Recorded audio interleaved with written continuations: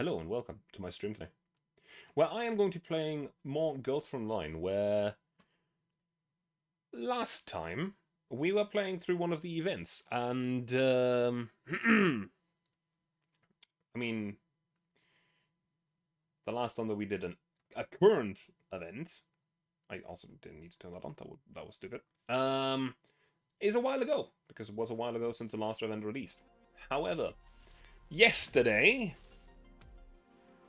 we had a release of the Slow Shock event, which continues from the last time that we had event, which was a while ago.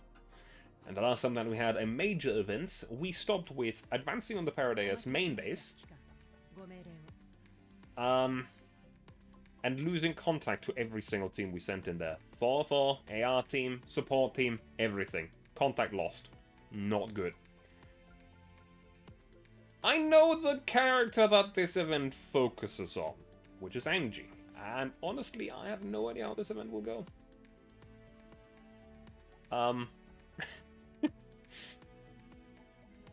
Yeah. It will be funny. Now, what the hell? Okay, that's not. That's just difficulty. So we have Black Iris. Vital signs of Angie. That's already a concerning sign, I will be honest. Who is it? Who's there? I am genuinely getting goosebumps right now because I've been waiting for this story to continue for a while now.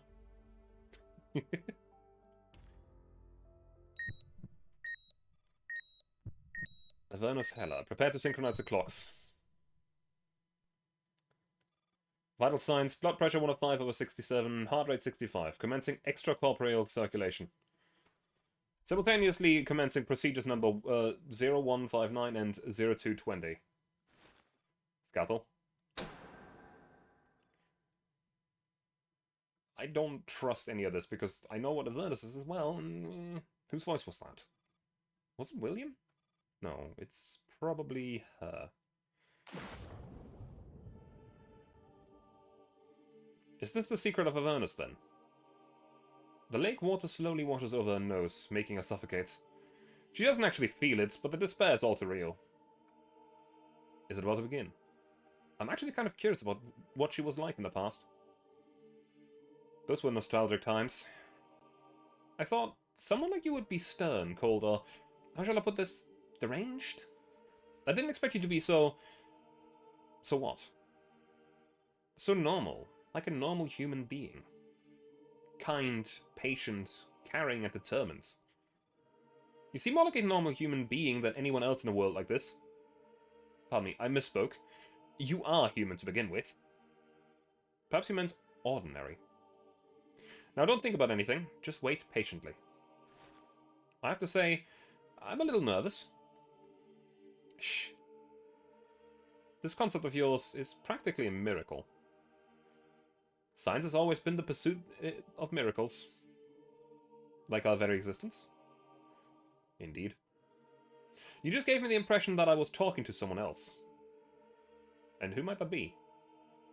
I once had a student who was as curious as you. We made each other a promise. A promise. Yes, a promise. And now I'm starting to feel something I haven't felt in a very long time. Excitement. That's because I'm looking forward to the return of my student.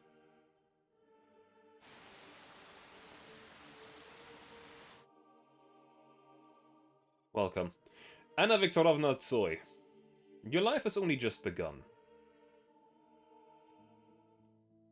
So, I know that you can take any of the paths first. You can decide what you want.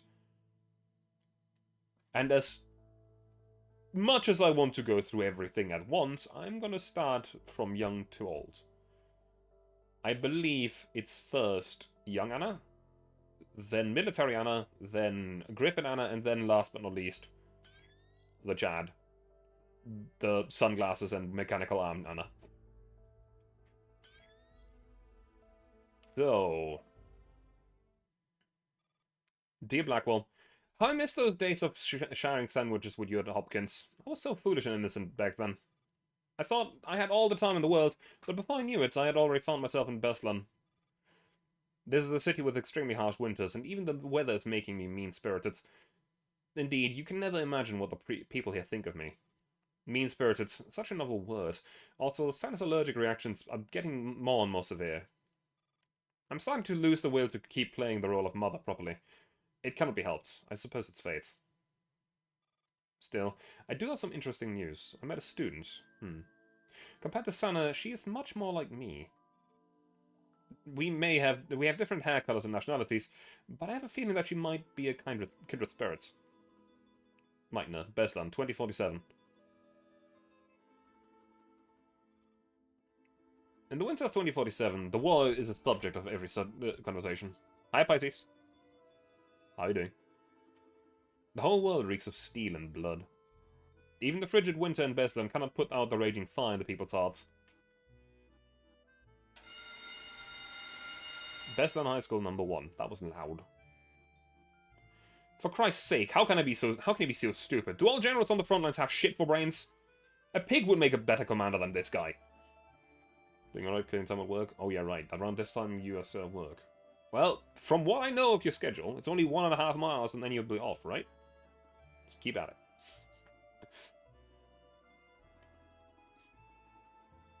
I don't get it. How could they screw this up? Did they not do any intelligence work at all? This is pissing me off so much. And it's because American spies have infiltrated our ranks. A few students are huddled over a news report, discussing it in hushed tones and expressing their views. The girl, who was just saying her piece, spots Xenia walking into the classroom and runs up to her immediately.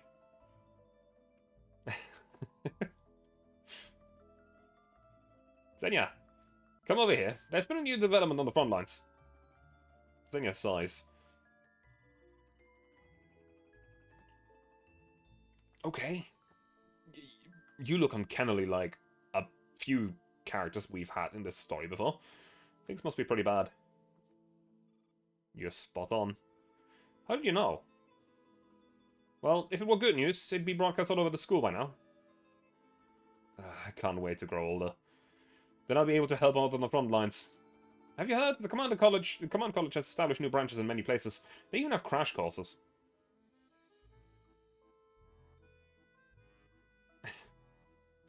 Take care, Icy.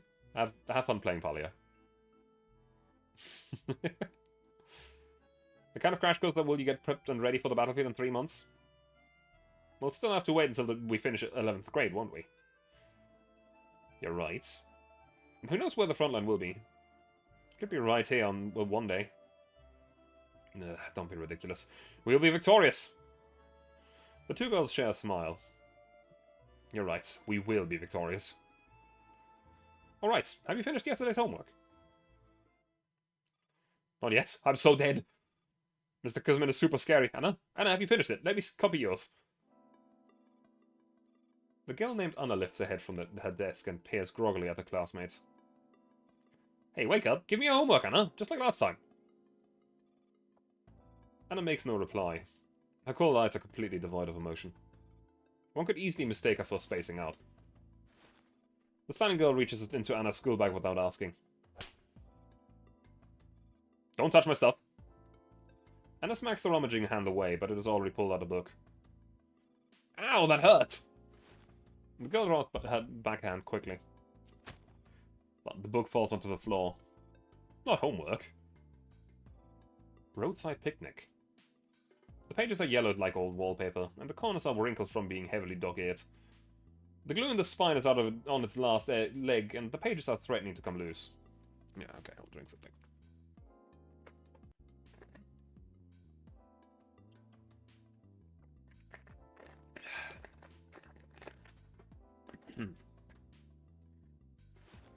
Xenia bends down to pick up the sci-fi novel and hands it back to the irate Anna.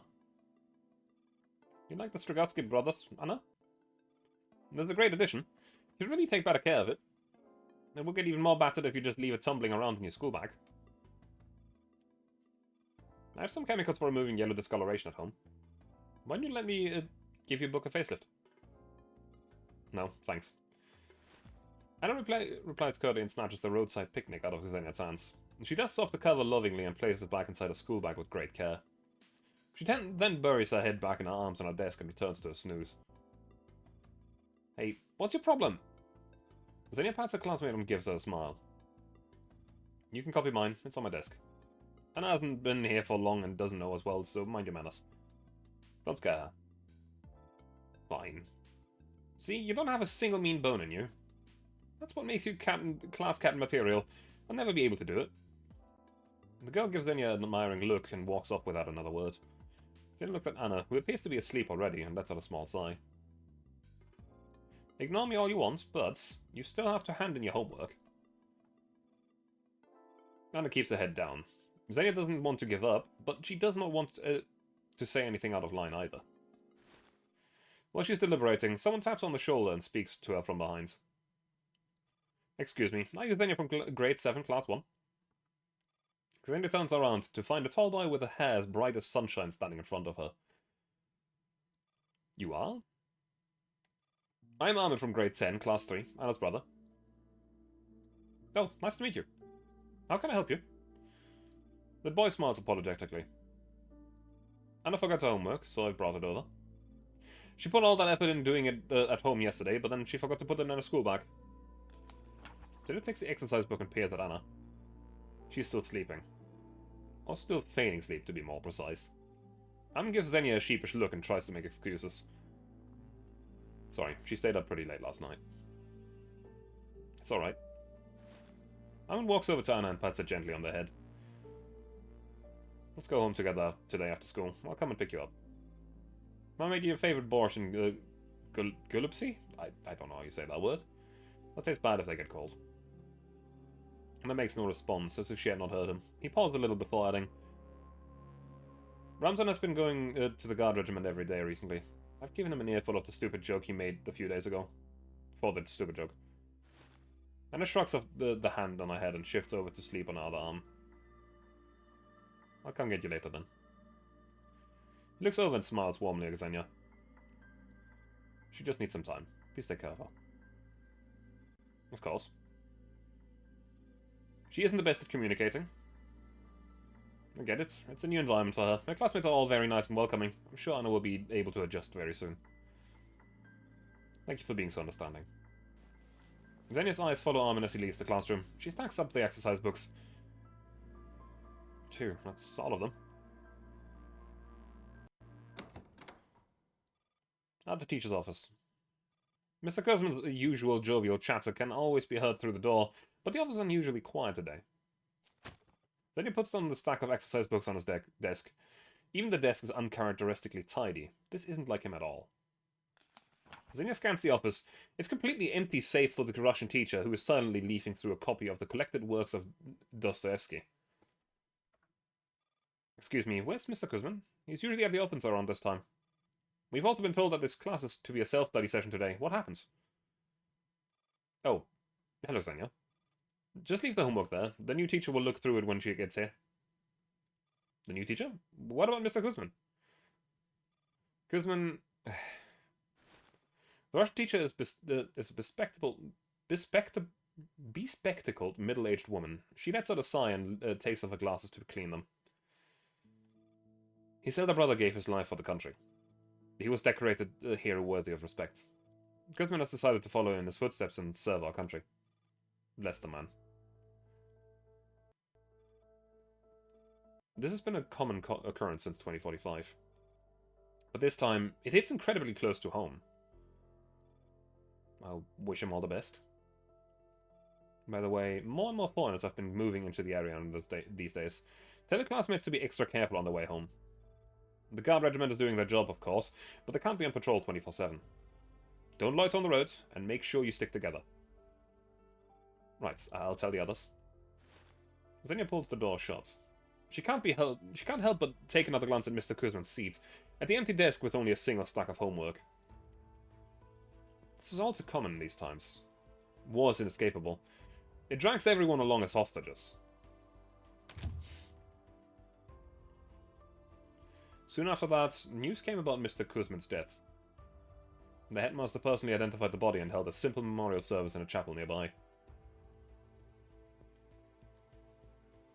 The casket lies quietly at the feet of a great statue of the Holy Mother.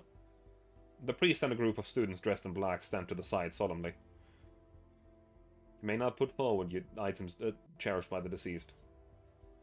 Mr. Kuzman loved this kind of bread. She placed a Krasnolevsky loaf right slightly into the casket. She trembled slightly as she sprinkled on some salt. She last saw this teacher not even a week ago. Xenia puts an arm around her classmate and gives her a comforting squeeze. Our teacher loved this land more than anything. He has gone to heaven to watch over his homeland. Xenia takes out a small bottle filled with the dark brown granules. She pours them into the casket. This is the soil dug from our schoolyard. You will be the most beloved teacher, forever and always. When the priest puts the lid on the casket, the tears surge forth like water from a broken dam. Low singing is accompanied by heart-wrenching sobs. It's the national anthem that has been played countless times. It's the best tribute that could be paid to such a warrior. Just can't accept it. They say that when the teacher was found, his charred body was still clutching a school emblem. It was all because of the sons of bitches. They sold us out. That's why they got Mr. Kuzman killed. I can't believe it either. It all happened so quickly. I avenge Mr. Kuzman. Of course, we've got to avenge him. Mr. Kuzman died on the front lines as a hero. How can we hide behind his back and do nothing? But what can we do? Damn it! These bastards had better not die before we graduate. Oh, there are things we can do without graduating school. You don't mean... Yes. Have they sent you an invitation as well? Yeah, I'm still trying to think it through. Let's head back first. We still have classes out in the afternoon. Mr. Kuzman has said many times that his biggest wish was for us to study hard and graduate. Xenia also lets out a sigh. The next day, Beslan High School number 1. I'm gonna... Here's the saddest thing about war. The people that get lost in war are oftentimes not the people that have served the country for years and years, but the people that have deluded themselves into thinking that war is the most glorious thing. The most people that died in World War I were not super well-trained soldiers. It was boys. It was people that were either barely 18 years old, or people that went to the officers and lied about their age. Sometimes they were as young as 13 years old. They went to the front line and, well, they died most of the time. Essentially sending 12-year-old kids to the front lines. And I believe that the story might go there as well, where they will be lying about their age at the recruitment office and will be sent to the front line. The next day, Beslan High School number 1. The morning bell rings in the gloomy classroom. The students are still grieving after the funeral yesterday. Many of them are still wearing the black veils. Mr. Kuzman was supposed to be teaching this lesson. A series of footsteps comes through the door. Everyone's attention is focused on the person who just entered the classroom. It's a tall, slender woman with naturally curly black hair. She looks decidedly unenthusiastic and lethargic in a casual boiler suit. Let me introduce myself. I'm your substitute teacher. The woman looks around the classroom. She yawns and rakes her fingers through her hair. Marta Meitner. Her introduction is met with silence. She does not speak Russian very well. One can just make out her native accents. An American. Why an Americas of all people? You better really be a teacher to come here at a time like this. She's not a spy, is she? The protests grow louder and louder until they cannot be ignored. Martha rolls her eyes. What, not happy with my Russian? I'm here to teach basic physics, not basic Russian. An arm shoots up. Go on. The student jumps angrily to his feet. He is as big as a full-grown bear. What gives you the right to steal Mr. Kuzman's place, Americos? Good question. To steal means to take something without permission. The word does not apply in this scenario. Your Russian could use some work. Why you? By the way, I'm on a 3-month probation. If you have any complaints, do file them soon. Your school really isn't paying me much. Martha adds coldly. Another lean boy is also on his feet. Who are you true trash talkers? Screw off back to America. I'm your physics teacher because of my intellect and knowledge on the subject. What does my nationality have to do with this? The lean boy slams his hands on his desk. He shoves the classroom door open and storms off. Martha glances at the door. Who's the class captain here? All eyes are on Xenia. She has no choice but to stand up. Put down his name. Deduct his term credit for truancy. Any more questions? You can deduct mine too. The student slings his screw back onto the shoulder and leaves the classroom. Anyone wants to join them? The classroom is so quiet one can hear a pin drop. You are seeking knowledge from me, not the other way around. Cherish the opportunity. You don't usually get a physics teacher of my caliber. Still standing, Xenia stares at the empty seats in the dais. Instead of sitting down, she raises her hand. Martha nods. Miss Meitner, yes? You probably haven't heard, but the Mr. Kuzman you are substituting for wasn't just a teacher of physics to us, but also of personal conduct. He fought and gave his life for our country. What about you? Would you fight for your country? Ha! My life is very precious. I've better things to do than playing lackey to a bunch of filthy opportunists. The bell rings again, signaling the end of class. At the same time, a comms notification pops up. Xenia turns on her communicator. The eternal flame will soon be lit. Will you fight with us? I don't like where that's going.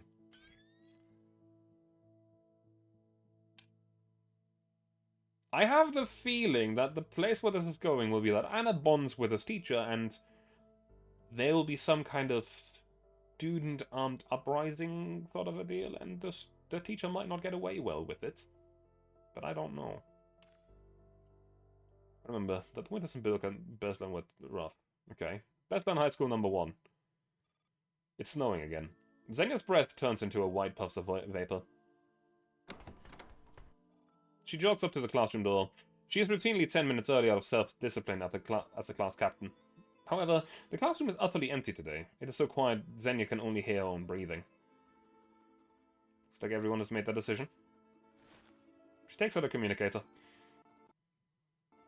I'm in position. No sign of the target yet. Copy that. Stick to the plan. Today we will bring judgment upon the sinners. Xenia's heart is racing. This is the first time she is taking part in an operation like this. As soon as she sits down, she mentally walks herself through what is about to happen. Once Minder comes in, I'll accost her, then I'll storm out of the classroom. I'll lock the front door from the outside. And before she catches on, I'll run to the back door and lock that too. When it's all done, I'll signal you. That's the plan. Over. Precisely. Leave the rest to us. But what exactly are you planning to do after that? Blood for blood. Clatter. The door opens. Xenia drops a communicator into a drawer. Good morning, Miss Meitner. The one who just came in isn't Marta, but Anna with a school bag. Anna? Xenia jumps to her feet in shock. What are you doing here? Coming to class. Anna heads straight towards her own seat, sits down and shoves her school bag into her desk drawer. She rests her arm on the desk, ready to lower her head for a nap. Xenia walks over to her quickly. You need to leave. Now. Is it a school holiday today? Xenia lowers her voice. Didn't you get the notification about Operation Eternal Flame? I didn't understand any of it. Hey, don't you have a family in the Guard Regiment? You could have just asked them... In any case, just go. Anna frowns at the mention of the Guard Regiment. I don't know him. Xenia doesn't know what to say. She snatches Anna's school bag as she starts to panic. You cannot stay here. Go home. Anna's demeanor changes dramatically when Xenia grabs her bag. She shoves her away. Don't touch my bag! The classroom door just suddenly flung open. With several textbooks under one arm and a steaming hot beverage in the other hand, Martha strolls into the classroom leisurely. She gazes briefly at the two girls and scans the empty classroom. Just the two of you showed up for class? It doesn't matter. I got paid. Guess it's your lucky day.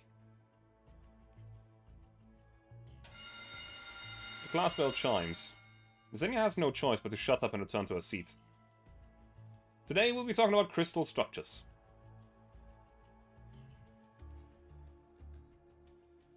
Target is here, but Anna, our classmate, is also in the classroom. Take her with you. The class has already started. I'm afraid that it's impossible. Then find some cover. Your best bet is the corner with some kind of obstacle that can shield you. What? Stand clear of the Americas. Understood. Xenia exchanges messages with a contact via communicator discreetly on their desk while trying to keep Martha from noticing what she is doing. The evidence enough to make her sweat profusely after just a short time. On the podium, Martha's already started her lecture. Off the podium, Anna's dozing on at her desk. Meanwhile, Xenia's counting the minutes anxiously. The world seems to have split into two on and off the podium. The teacher and the students occupy the same space, but it's almost as if they can't see each other. The relationship between matter and properties is an important subject of the study in various disciplines such as physics, chemistry, material science, and molecular biology. Between crystals and amorphous crystals, there's a kind of quasi-crystal material. There's always exceptions beyond the theorems. We can only discover and deduce some of the characteristics, but not the other way around. Xenia checks on the time and looks out the window. Other than the little girl playing by herself, there's not a single glimpse of any student on the schoolyard in the distance. Tick-tock. The clock is digital, but Xenia can almost hear the ticking of a clock in her head. She looks out the window again. This time, even the playing girl has disappeared. The frigid winds, the silent campus is filled... in the frigid winds, the silent campus is filled with an ominous sense of foreboding. When on earth... A loud noise comes from the corridor. The classroom door is kicked open. A bullet hits the podium, deterring Martha from reaching for the drawer. The intruder is a fully armed youth who looks no older than 13 or 14. He stumps toward the podium and presses his gun firmly against Martha's head. Go to hell, Pindos! In the face of the gun resting on her forehead, Martha simply smirks. What about the two kids? What are you going to do with them? We won't shoot our own. Oh, your own. She glances at her two students with a mocking smile. Then she states the identity of the youth threatening her. You in the Breslin Guard Regiment? The youth blanches in shock. His apprehension starts to show on his face. How did you know? His gun is shaking uncontrollably. He presses the muzzle even more forcefully against Martha's head as she questions her.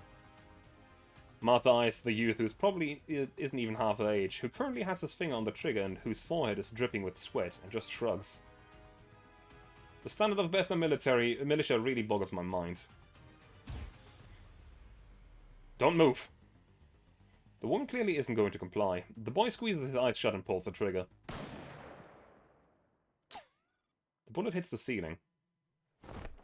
Within the next second, the tables are turned. The youth is now pinned to the floor, and the gun that he was wielding is now in Martha's hand. You're not even comfortable with holding a gun, and you have the nerve to use it. You'd just be donating supplies to your enemy on the battlefield, you know? The youth's eyes open... The youth's eyes widen as he struggles desperately. No matter how hard he tries to break free, he soon realizes that his head is the only thing that can barely move.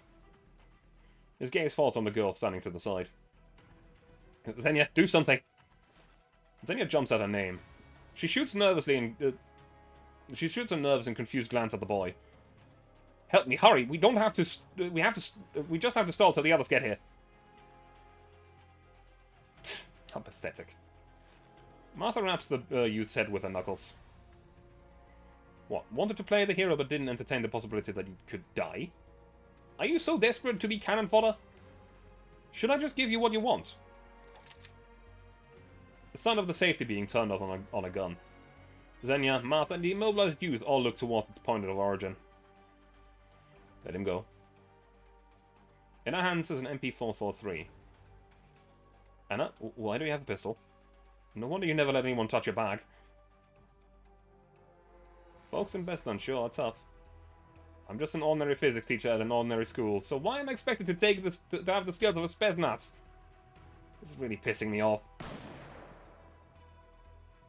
Paying absolutely no mind to Anna, Martha pulls the trigger and shoots the boy on the ground without hesitation. The boy's eyes widen as he still can't process what just happened. The next second, the severe pain on his thigh registers as in his brain. A splatter of blood blooms on the leg of his pants like a flower. Only then does he let out a blood-curdling scream. You're loud. Oh, shut up, it's just a graze. Martha lets go of the body of the boy writhing on the floor and gets to her feet. She rolls her wrist and turns to face Xenia and Anna. Xenia can clearly smell the gunpowder on Martha's pistol. Anna, shoot her. Anna! Shut up. Don't order me around. Xenia grabs Anna's hand and pulls the trigger forcefully. Clack. The firing pin definitely engaged, but the cartridge isn't ejected from the muzzle. Don't touch my gun! Martha, utterly unruffled, twirls her own pistol casually and eyes Xenia and Anna. Why don't you two show some initiative? Go find some rope and tie yourself up. Or would you like some help? A series of rapid footsteps come from the corridor. Martha raises the gun and fires a decisive shot at the door. Ah! The boy at the door cries out and collapses on the floor before he can even make it into the classroom. The collaborator behind him immediately raises his weapon and lays down a round of burst fire, but dares not to enter the classroom. I don't speak Russian. I don't know what that says. Martha's gunshot is the only response to his provocation. If my Russian weren't so bad, I'd also be cussing. Martha weighs a pistol. She glances at Anna and the MP443 in her hands. You know what you are? A rat that somehow managed to starve to death in a larder. She kicks Anna in the shin. Then she hits Anna's wrist with a knife hand strike. The MP443 falls into Martha's hand. Sheesh, fully loaded, huh? Anna stumbles and crumbles to the floor. She growls with indignation. That's my gun! Is it? Martha can't help but snicker. You don't pay attention in class, and you don't know how to assemble a gun properly. Martha takes the MP443 apart and reassembles it quickly. Then she shoves it in her pocket. I won't, thank you. This is the price you pay for pointing a gun at your teacher. Give it back! Martha ignores Anna. She scans the classroom sharply like a hawk. Martha chambers around and fires another shot at the classroom door. Yeah. The person who just tried to peer inside the classroom almost took a bullet right in the face. He shrinks back immediately and calls for reinforcements. Martha takes out an object wrapped in old newspaper from the drawer of the podium and throws it forcefully towards the door in a parabola. Could be more accurate. She raises a pistol. The gunshot rings out. The bullet flies out of the barrel and hits the target that's just been flung. Smoke spews forth, and in just an instant... Huh? A piercing white light erupts, taking Anna and Xenia by surprise and blinding them. They cover their eyes and shriek in pain. While their vision is impaired, Xenia hears Martha runs out of the classroom. Then come more gunshots and cries from the guard regiment members outside the door. Don't you dare run away! Give me back my gun! Anna blinks furiously at her vision as her vision starts to return gradually. She tries to keep her weltering eyes open and stumbles towards the door to go after Martha. Xenia grabs her by the sleeve and pulls her back. The guard regiment is carrying out Operation Eternal Flame today. They're all armed. So don't go running around like that, you'll get hurt. But she took my gun! Anna jerks the sleeve free. That's the only thing they left me. I won't let anyone take it from me. Anna wipes away her falling tears and runs off in pursuit of Martha. A troop of fully armed guard regiment members are stationed at the entrance just outside the main building of the school. They stand guard solemnly, determined to not even let a single fly through. All of a sudden, the sound of a glass being smashed comes from above their heads, drawing their attention. They immediately spread out in formation and stand at attention, ready to confront the threats. The corpse of a middle-aged man falls from above and crashes heavily onto the ground. The deceased man, whose face is frozen in an expression of wide-eyed shock, can just be identified as Professor Madison Byron, a researcher from America who worked at the school. He is covered in wounds. It's plain to see that he was horribly tortured before he died. Once it becomes clear that it is not an enemy attack, the guards relax and start shouting angrily upstairs. Hey, stop vandalizing school property! A series of footsteps can be heard. A guard regiment member spots Anna exiting the building and aims his weapon straight at her head. Have you seen a woman armed with an MP443? I should be the one asking questions. Which grade are you in? Looks like she didn't come this way. Anna turns away promptly. A bullet lands next to her feet. Hey, I'm talking to you! Anna marches on without a backward glance. Finding the woman and getting back a gun matters more than her own life. The guard regiment member curses and is about to fire another shot. She isn't a foreigner. Ramzan. That's the brand my old man picked off some streets, the one I've told you about. She might be as well be mute. Fine.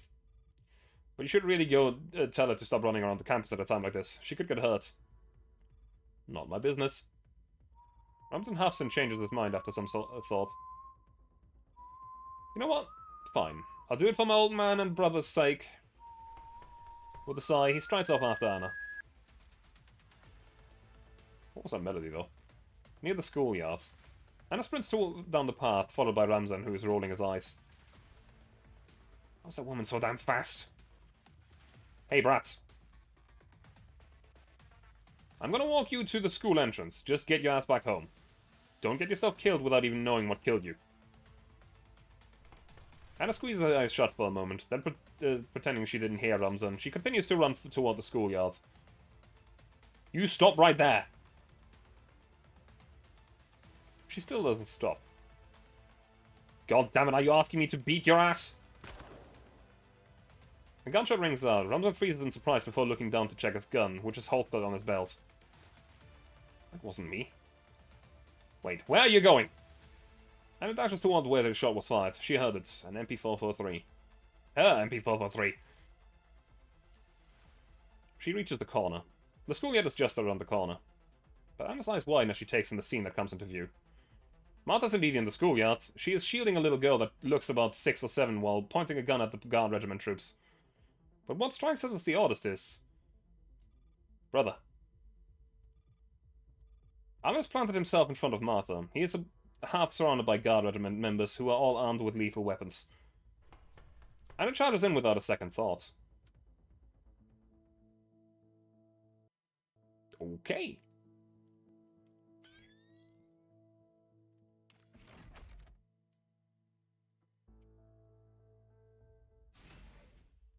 Alright then. So, what do we have to do here? We need to rescue him. How?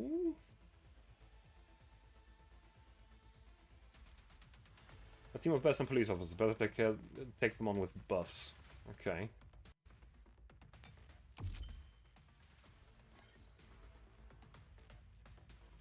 Hi, Terry. Whew. The heart rate mechanics are shown on the image. Click on this heart rate display on the top right to view its effects on the map. Okay.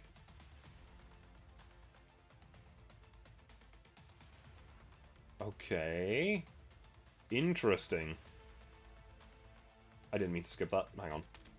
1 second. How stupid.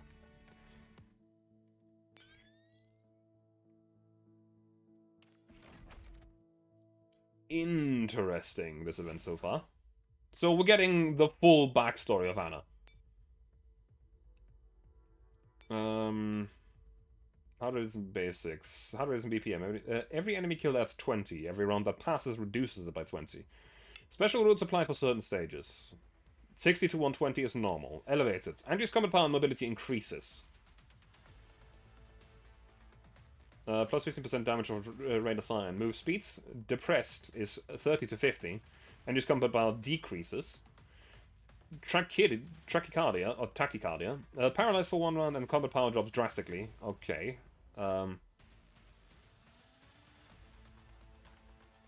you can't go too high with Angie killing people. And bradycardia, Angie takes 30%. Okay. Okay. So we don't have a lot of time. Numerous Bastion and Guard Regiment units have invaded the campus. Attack stranded enemies to gain a buff first, then make use of the elevated heart rate buff to take on enemy squads. Okay. So, get elevated. Heart rate, but attacking this dude, I suppose.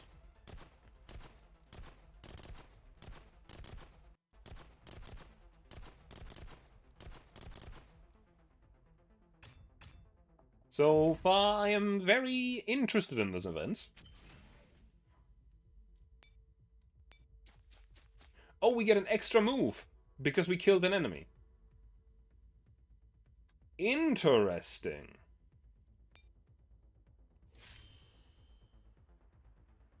Very interesting. Hostage killed. That's bad. That's very bad. I don't know if that was supposed to happen. But at the same time, I don't see a way for us to get there faster.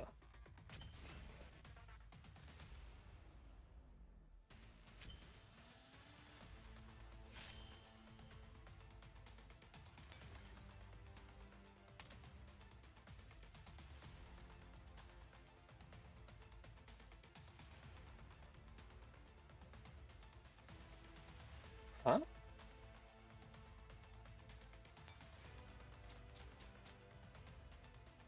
I'm now very confused.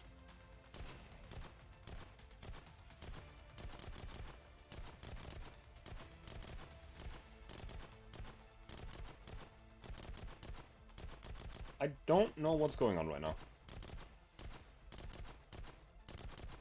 Like, we need to evacuate the hostage.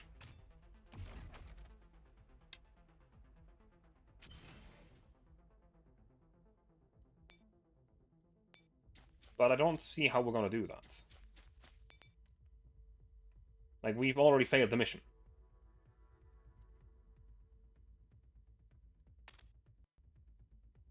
Oh, I'm dumb. Of course I could have done that. Switching positions with a hostage is free. So, what we're gonna have to do is move to the right, kill this dude, move down. Now, that's still gonna kill.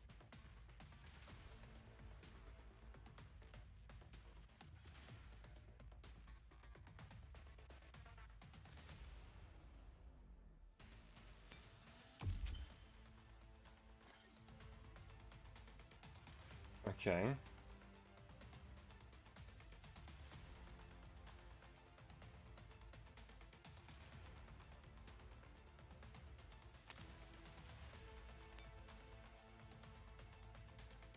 I can't move this one.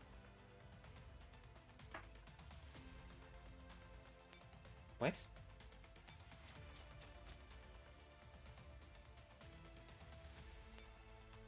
So we need to move over here. That's fine.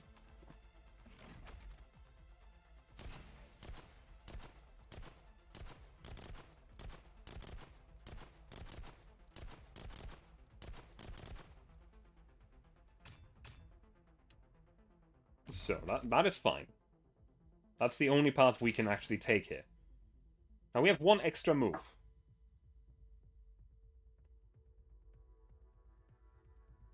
But we need 2 in order to secure him. The only thing I can do right now is switch positions. Which isn't going to save him. Like, he's still gonna get attacked by the 1500 strength enemy, and that will still kill him. No, he won't. Never mind. Okay. The enemy movement patterns are different than I expected them to be. Alright. This is fine, I suppose. That works out.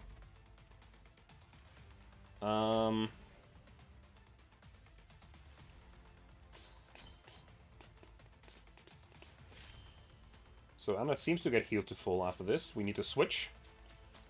We need to rescue. And move to the right onto that heliport. And that's gonna be it. Like, we kill this dude, we escape, and that's this mission done. Yeah.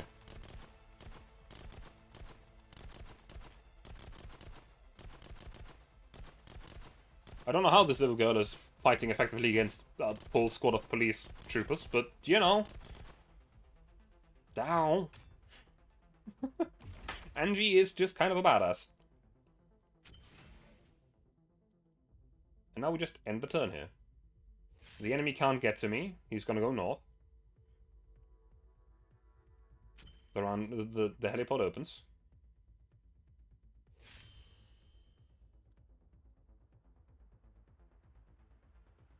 Rescue succeeded.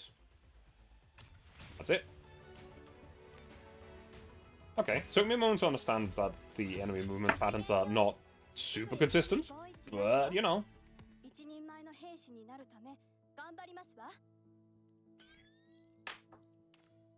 Next up. In the schoolyard of Beslan High School number 1. The sky is dark and oppressive. The snow on the ground mixes with dirt and gunpowder, casting everything in a grey and gloomy haze. Everyone is breathing heavily, demonstrating their allegiance through the direction in which they aim their weapons. 8 members of the guard regiment have their guns of various models trained on Armin. Standing right next to him is Anna, and further away behind him is Martha and a little girl who looks no older than 7. With a heavy skull, Armin glances at Anna and pushes her behind him. The silence is soon broken. Asshole, why are you pointing your guns at one of your own? Ramzan, who has followed Anna and comes around in the corner, is dumbfounded by the scene that greets him. He stomps over to one of the guard regiment members and shoves the muzzle of his gun downward. What the hell is happening here? Ask him. If he weren't your brother, we would have opened fire already. Don't know if he lost his mind or what.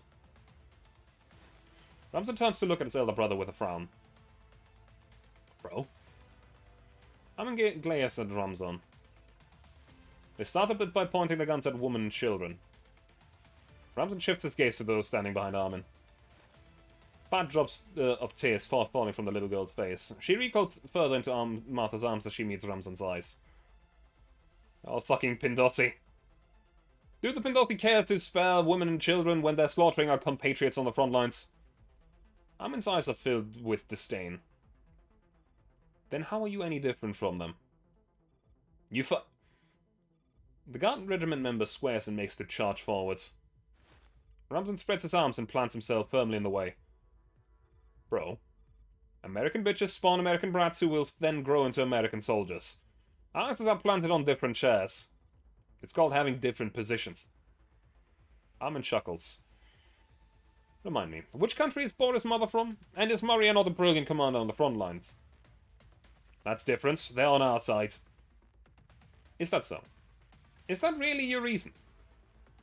Enough with this crap. Brothers attack. For the motherland. For the motherland. This shouldn't be an excuse to justify losing our reason and ability to make moral decisions. Weapons are meant to be pointed at enemies, not women and children. There's nothing brave about what you're doing right now. It's nothing more than a criminal behavior. Ramzan, there's no talking any sense into him. Just drag him away. We'll let this slide. Ramzan looks at the guard regiment members, then at Armin. Uncertainty fills his eyes. They're just a bunch of bullies terrorizing the weak. Protect the motherland, my ass. Our old man thought you joined the guard regiment to keep our city safe. Who would have thought you'd just also be pointing a gun at defenseless kids? Armin drags Anna forward from behind him and gives her a rough shove. She stumbles into Ramzan's arms. Take Anna and haul your ass back home. Ramzan catches Anna and grabs her firmly by the shoulders. He gazes at Armin with a conflicted look on his face. What about you? The old man told me to be a proper man. There comes a click, the sound of a round being chambered. Armin, I'm willing to give everything for our motherland. A shot lands right by Armin's foot. Think about your position very carefully. This is your final warning. Just as the guard regiment member finishes his sentence, a bloody cut appears on his cheek. A bullet has grazed him. He looks toward the source of the bullet. Ramzan, have you also lost your marbles? Screw your position. That's my brother. My position is to never raise a hand against family. Ramzan walks away from the guard regiment members and stops right in front of his brother. He then turns around and points his gun at his former comrades. Armin looks at Ramzan with mixed feelings.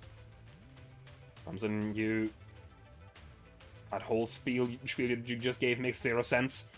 Why would you take the old man's drunken rant so seriously? Nothing should matter more than staying alive. But, geez, can't be helped. You're my big brother after all. Armin sighs, but the corner of his mouth tilts upwards. Fine, although you always drive me up the wall. Can't be helped. You're my little brother after all. You leave me with no... Before you can finish, an unknown object is lobbed at the guard regiment member from behind Armin. The MP-443 fires a shot and the scene is instantly engulfed in smoke. Dazzled by the powerful flash, everyone present is forced to close their eyes. Ramzan's arm shoots out and grabs Anna by the collar. Don't go running off. Follow me and Armin. It's that woman. She played the same trick again. Armin is just about to say something when a wriggling child is suddenly thrust into his arms. Mama? Your heart is in the right place, but you're really thick in the head. There's no point wasting your breath on them. Now run, we're splitting up. Anna keeps struggling with her eyes still squeezed shut, unable to free herself from Ramzan. My gun! Give it back! The pistol is shoved into Anna's hand. Now go, head left. That's the quickest way to the school entrance. What about you? They're just a bunch of brats still wet behind their ears. I can deal with them perfectly fine. Who exactly are you? A very unfortunate physics teacher.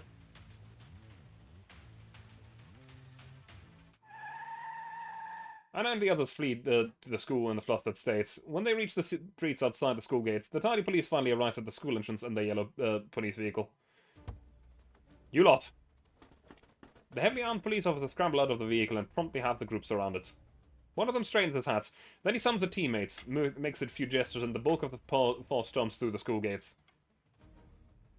This will take a lot of explaining. The little girl in his arms suddenly bursts into tears. My mama! They're gonna kill my mama! Received a call about an alleged terrorist attack? And the mutiny within the guard regiment. What is going on here? How many people are involved? It's Operation Eternal Flame. It involves some members of the guard regiment, a few students, and the police. You have to do the counting yourself. Bro, let's go. Huh? Ramzan looks up to his side and finds only Anna holding the child. Where's Armin? Anna pushes the little girl into Ramzan's arm and turns back toward the schoolyard without a word. I don't know what that means. He lets out a sigh of resignation. After some thought, he puts down the little girl. You stay right here and wait, you hear me? Don't wander off. I'll be watching you, okay? Don't move a muscle. Ramzan warns the girl as he backtracks quickly. I'm still watching. Stay where you are. The girl watches as Ramzan slowly recedes into the distance. Tears well up in her eyes, but she does as she is told and remains utterly still. Reassured by obedience, Ramzan turns around and sprints after Anna. Sometimes he can't help but wonder why the two brothers born from the same parents can be so drastically different.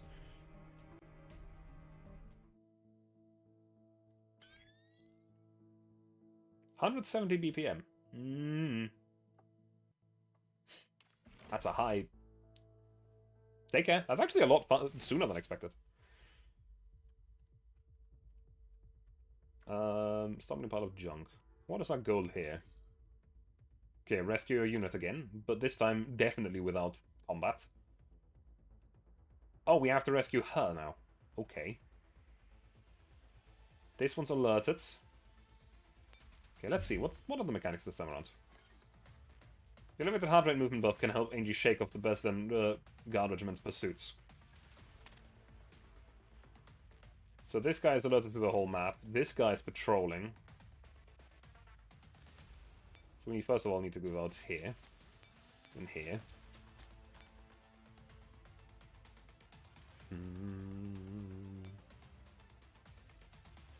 So we have one extra move every turn.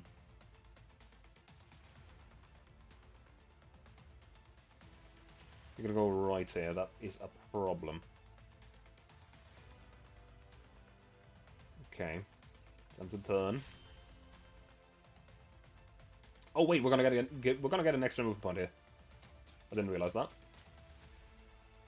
You've been tripped and buried by junk. Select and remove the junk to break free, or else you'll be bogged down for 2 rounds. Take note, each team... Okay. So this team is going to be stuck there for a moment.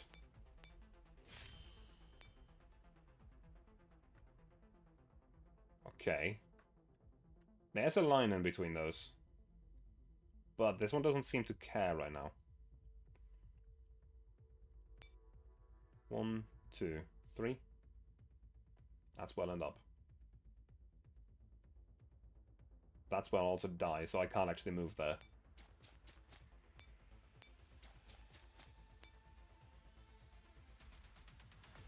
I'm gonna end the turn here. The enemy can only move 1 tile at a time, so that's fine. We're gonna move around those guys.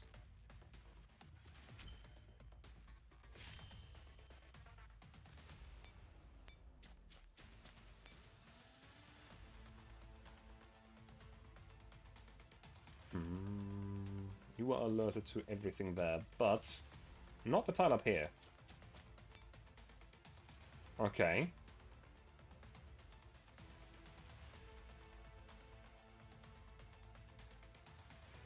That's going to give us an extra movement point as well. We should be mostly fine. There's only 2 that are alerted to us right now, I believe. And one of them is going the wrong way. He has 2 movement... Why does he have 2 movement points now? That's going to be bad. But... Bullshit.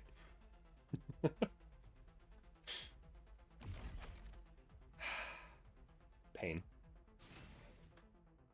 So that was the wrong place to move. Well, I don't know why he suddenly had 2 movement points, but... Actually, he probably should have had that in the first place. And I just didn't notice. Now that I think about it, they do have that run symbol on them. But that then makes me think, where do I need to go? I definitely need to go down first. Could have moved onto that pile. I need to collect more movement points every turn to actually escape them. So, end the turn here.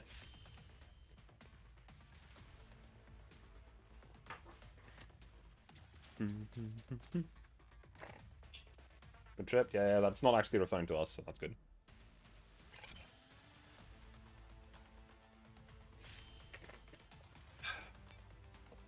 So, we need to go down here, to the right, and 1 tile further down. Now, it's going to end up make us be able to get to the same place as before, but this guy will go to a different spot. He won't actually go up, he'll go left. Yeah, they're all alerted. We only have 1 route through.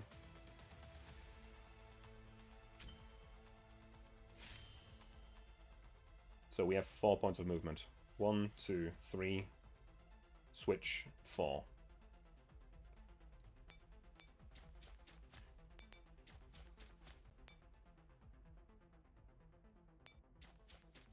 No, I need to rescue. I need to go straight for the rescue, otherwise this guy's gonna reach me again. And turn. He's not alerted anymore, so he's not gonna go anywhere. And everybody else that is alerted can't actually get to me this turn.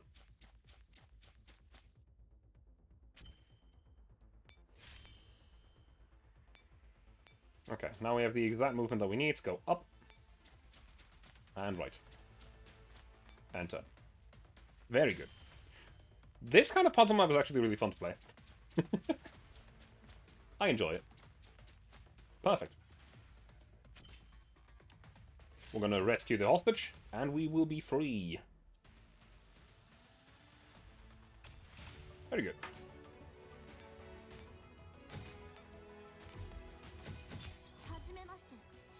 Good. Nice. I am going to be right back. Give me 1 second, please.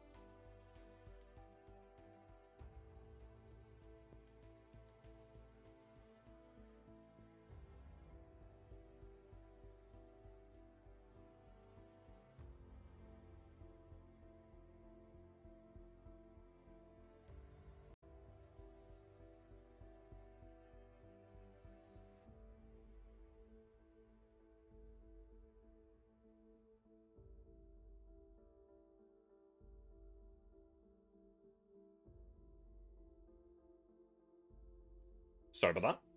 I am back. WTR, moonlight on the sun snow. No, morning on the sunlit snow. There we go. Just kind of misread that. Bestland High School, number 1. The school gates are always the busiest half an hour before the first lesson. However, there are unusually few students at the gates today. Anna walks through the gates, but the person behind her seems determined to keep following her. She doesn't care if following her is all she does, however. Stop whistling. He even changes the key. I'm through the gates. Sure. I can go up on my own. Then go up as you please. You can stop here.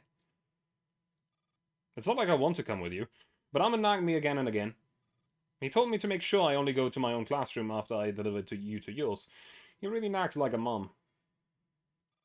I won't tell him. You can go. What? Are you planning to do something behind my back? Anna ignores him and starts climbing the stairs in silence. You could have just called in sick or something. Even I'm not worried about my own classes. So why are you being so diligent? Ramzan? Do you know what kind of flesh witches like best? Flesh of mute girls? No. The flesh of guys who won't shut up. The two arrive at the door of Anna's classroom. Ramzan is just about to leave. A broadcast stops him in his tracks. All parties involved in Operation Eternal Flame, perpetrated by extremists within the Beslan Group Guard Regiment, were arrested 2 hours after the unrest was quashed. The government will take over the security of the city, and the former Beslan Guard Regiment has been disbanded. Hey. Ramzan looks back at Anna, his eyes flashing with indignation. What do you make of this? I don't know. And you still took part in it? You really are a bit of a very little brain. Ramzan, rather uncharacteristically, makes no rebuke. He just sighs and looks away. Ever heard of the saying? There are 2 sides of every coin, but only one to a person. Compared to people's messy and confusing reasonings, I'd much rather believe my brother. I thought those guys in the Guard Regiment were your brothers too. I could only choose one, so I made the choice I did. Because only Armin and I are brothers by blood. Ramzan says no more to Anna and walks away towards the staircase. Anna enters the classroom with a little sneer. There are noticeably fewer students in the classroom, but it's no less boisterous than usual. Did you watch the news report? I did. It's so scary. No wonder they wouldn't let me come to the school yesterday. I never thought the Guard Regiment had such big balls. I only found out when watching the news. It wasn't just our school. They also went into their homes and dragged them out to dole justice. According to the papers, several dozens of foreigners were killed. I think they're all Americans. If you ask me, they did well. Those Americans see had it coming. Shush, keep your voice down. You shouldn't be saying that out loud. The mayor went ballistic. The Guard Regiment even got disbanded, so stop asking for trouble. Also, hush, she's here. Anna takes no heed of all the whispering. She has only come to class only for one reason. She silently rummages around the seats, but no matter how meticulously she searches, she cannot find the object she had left here earlier. After all, most of the desk had been damaged, not to mention nothing of a school bag. After a while, someone taps her from behind. Anna? I hear you protected Martha Meitner. You weren't even going to help her. What actually happened? I have no obligation to explain myself. You really don't care how others see you. Right now, you're not just Anna, but Anna the traitor. Sooner or later, you're going to regret this. None of your business. Xenia takes a deep breath and dumps a rumpled school bag on Anna's desk. I thought we were on the same side. Oh.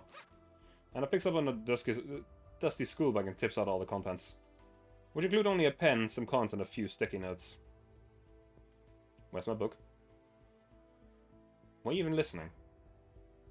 Where is my book? You didn't even keep an eye on your own back. It was nice of me to pick it up for you. What else do you want? Anna jumps to her feet and pushes Xenia away. Hey, stop right there! Anna stops briefly and glances at Xenia. Where are you going? Why do you care? It's just some sci-fi novel. You can find loads of those at any bookstore. Have you thought it through? Nobody can tell me what to do. Anna turns around and runs off in the direction of the library.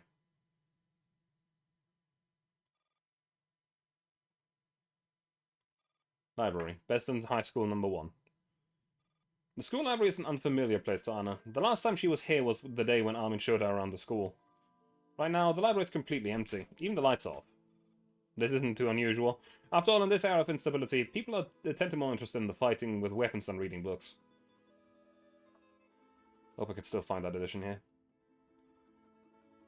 The bookshelves are only illuminated by very dim lights. In this day and age, people who enjoy reading physical books are becoming rarer and rarer. But schools still tend to retain the libraries as some sort of pretense. Anna's incredibly grateful for this vain practice. Found it. Published in 1972. Anna reaches out for the book stashed in the corner of a shelf. But it won't budge. Anna pulls harder. Still nothing. A pair of eyes peer at her from the opposite side of the bookshelf. Ah! The opposing force suddenly disappears, causing Anna to topple back. Oh, stop shouting. Who are you? Show yourself. It's the teacher, isn't it? Heh, quite the tough one, aren't you? The shadowy figure on the other side of the bookshelf slowly reveals itself. It's a familiar face.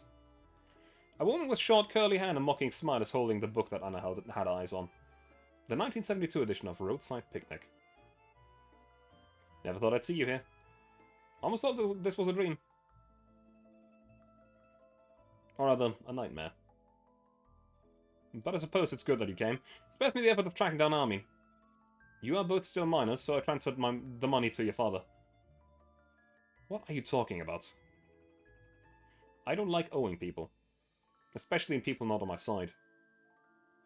My brother didn't save you for money. Hi, Reki. I hope you finally reached home. German train system being the German train system and all.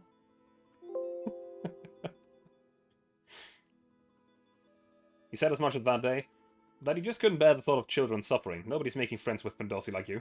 Not yet. God damn. That's just painful.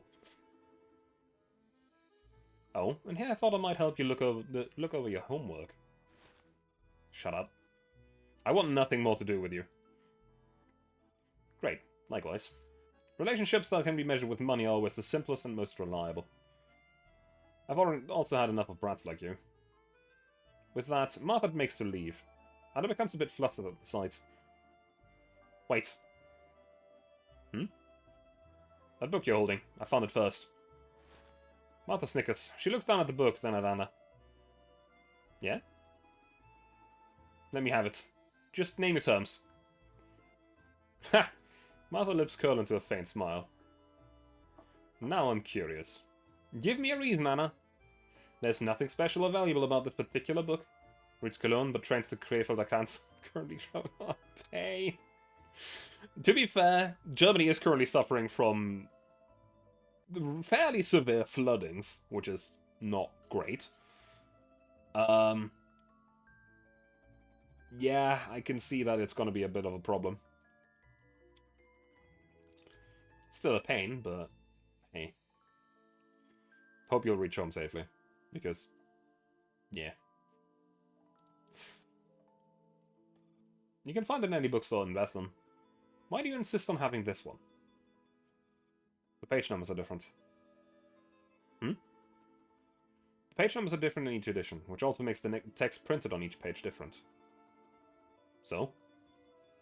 Page 129 is different across different editions. Huh?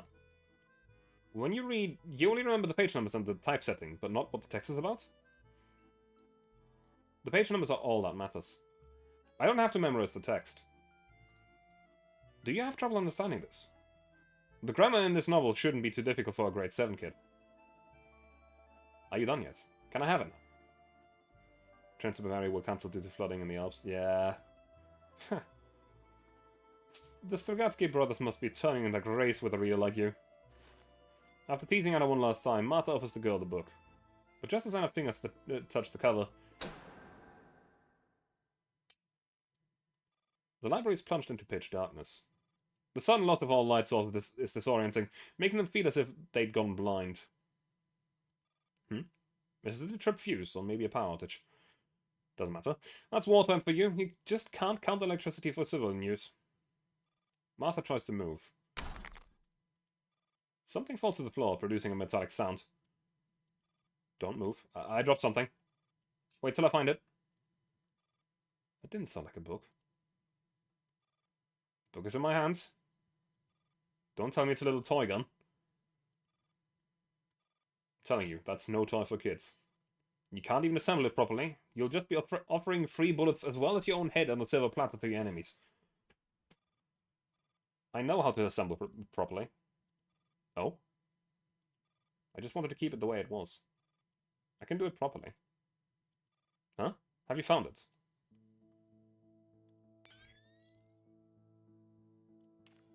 Okay. In northern Germany, everything... I mean... The lucky part about the exact place that I live in, is that we live about above sea level. Not far, but like 50 meters or something like that. So the exact place that I'm in, I just dropped something, doesn't actually get flooded.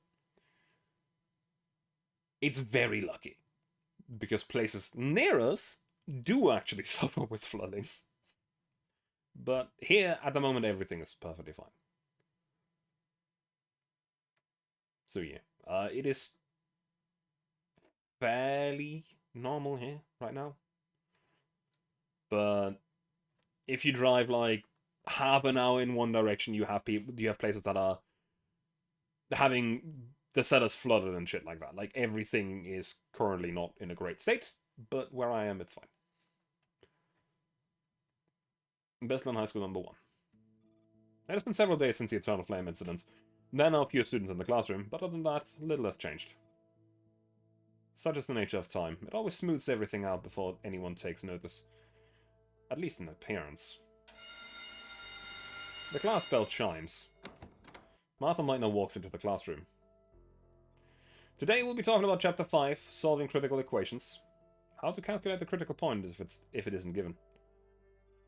Ha! What business does someone who harms students have being a teacher?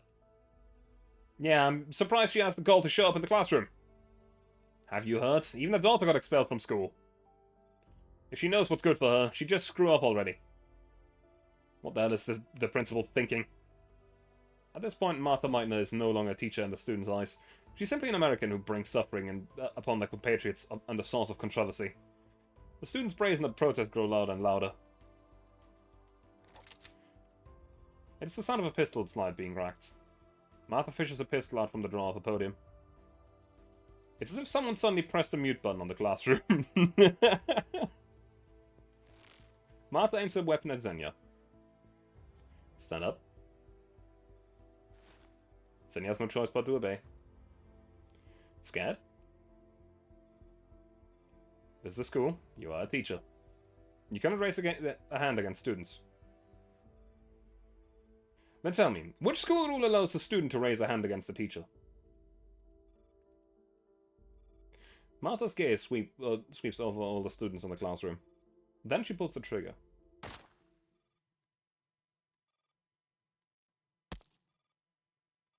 Xenia feels something bounce off her forehead. It's an airsoft gun.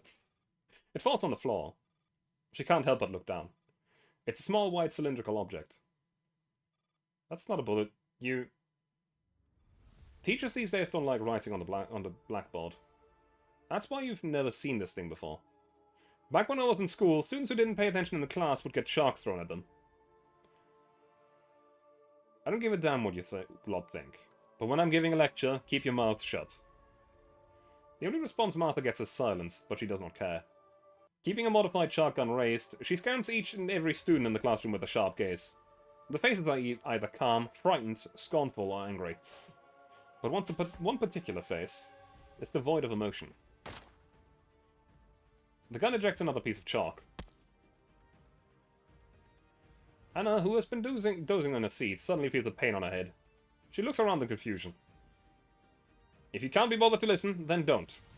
Go stand in the teacher's office until the end of this class. Teacher's office, best in high school, #1. The teacher's office is generally unoccupied during the day, but it is as cluttered as a junkyard. Books, exam papers, and teaching equipment are scattered all over.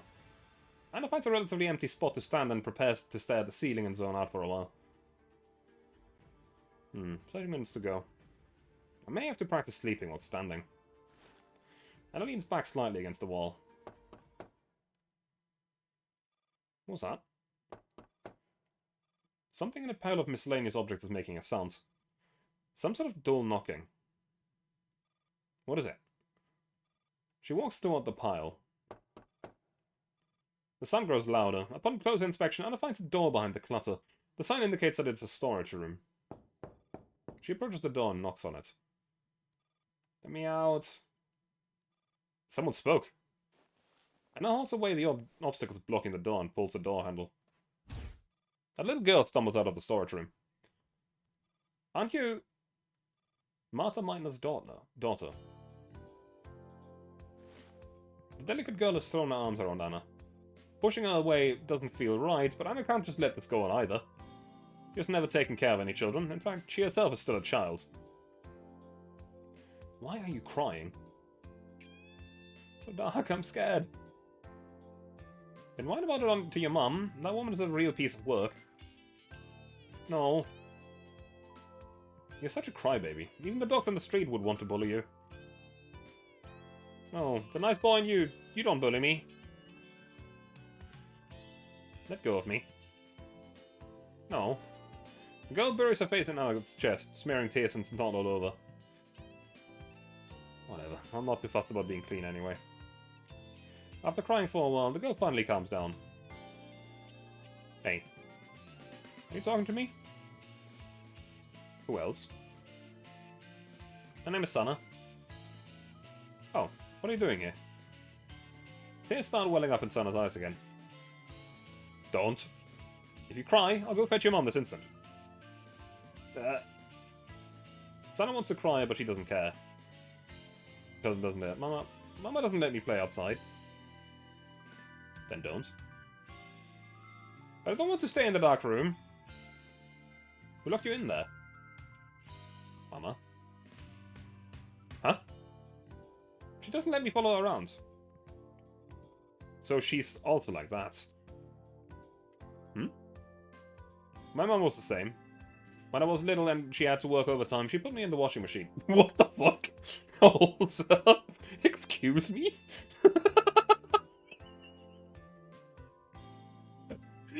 Yo, what the fuck, man?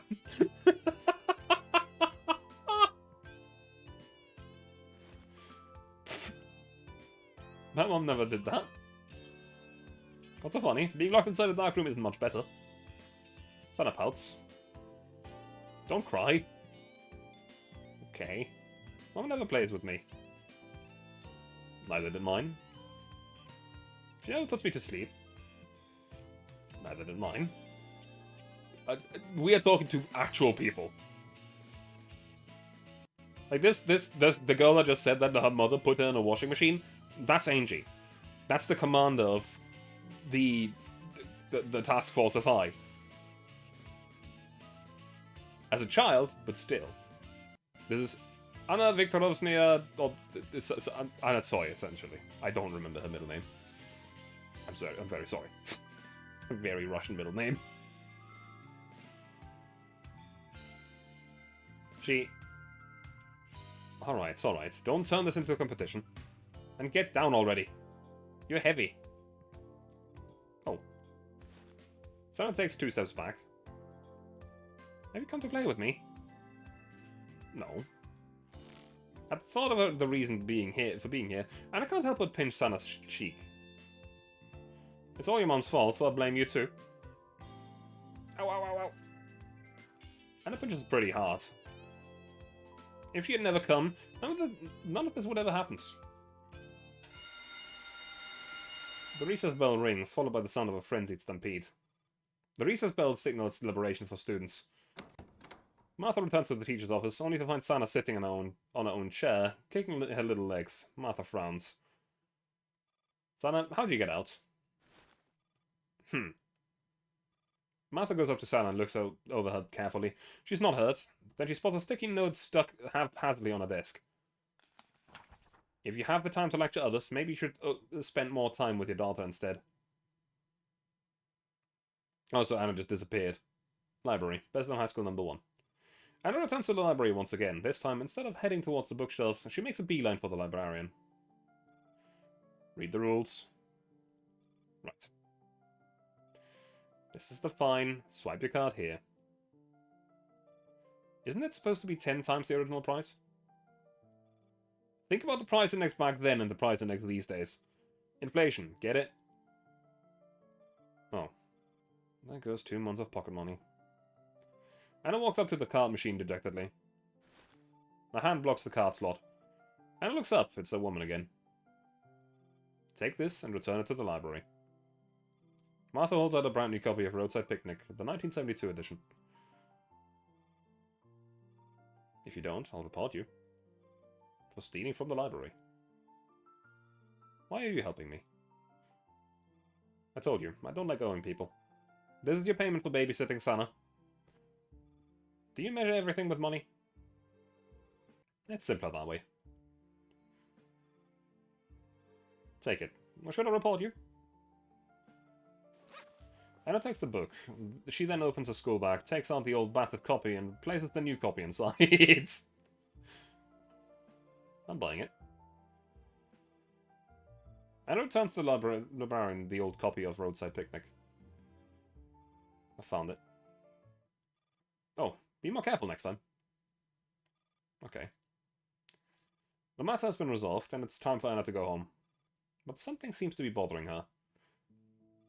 It's not like I care about her. I just feel sorry for Sana. She strolls down the aisle through rows and rows of bookshelves. If this were Moscow, the bookshelves would have been long since replaced with metal ones, and as the libraries whose bookshelves had collapsed under the weight of the heavy books. But Bestham is just a small town, so things haven't changed since the way they were built. The wooden bookshelves are covered in scratches, and half of the lights above the shelves are off to conserve energy. Under the dim light, and a glimpse of the familiar figure again. I really think you should spend more time with her. If you die, your daughter will be really upset. And in this day and age, death is all too commonplace. Martha turns to glance at Anna. Her eyes are filled with quiet disdain. Are you talking about Sana or yourself? What do you mean? Let me guess. The gun was your dad's, and the book was your mom's? Just so we're clear, I didn't look you up deliberately. As a teacher, it's compulsory for me to read my students' files. If you don't plan on reading the book, there's no point in keeping it. The same goes for your gun. If you don't assemble it properly, it's just a useless piece of junk. Just want it to stay the same. Nothing can stay the same forever. Pages turn yellow, cartridges rust. Even you won't stay 15 forever. What makes you think things can stay the same? I can just die. If I die now, I'll always be 15. You want to die? Hardly surprising. Most people are pretty suicidal these days. Don't lecture me about how to live. Then don't lecture me about how to be a mother. Well, stupid of me to care. If I were your mom, you'd make me tear my own hair. If I were your daughter, you'd make me tear out my hair. Such a strange kid. You know better yourself. Be grateful for the fact that you can grieve. That is a luxury in and of itself. Stop being so hoity-toity. What does that even mean? Did you also talk like this to your parents? No, I didn't talk to them.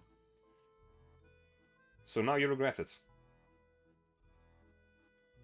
You only learn how to be a parent when you have a child. You don't learn how to be a parent and then have a child. By the time I realized I made a poor mother, I was already one. Life is full of misfortunes. A single moment can render everything else meaningless. But that's just because your world is still too small. You have a new family now, don't you? Ahmed is a good brother. It's far more likely for you to be enemies than friends. True. So why are you here wasting your time talking to an enemy? Do you love Sana? Why do you ask? Everyone said that I had a happy family, and what happened was simply unfortunate. But there are many things that I'm not so sure about. I think they love their Korean more than me. Who's to say you won't end up being the same in the future? Let's make a bet. What kind of bet? I bet you'll be an adventurer when you grow up. Human history is a large roller coaster that goes up and down endlessly. The passengers riding the roller coaster wear different clothes, bring along different luggage, and speak in different jargon. The way I see it, what sets each passenger apart is how they behave on this mysterious journey. Only an adventurer has the courage to enjoy the ride. Speak plainly. Good thing I'm not your Russian teacher.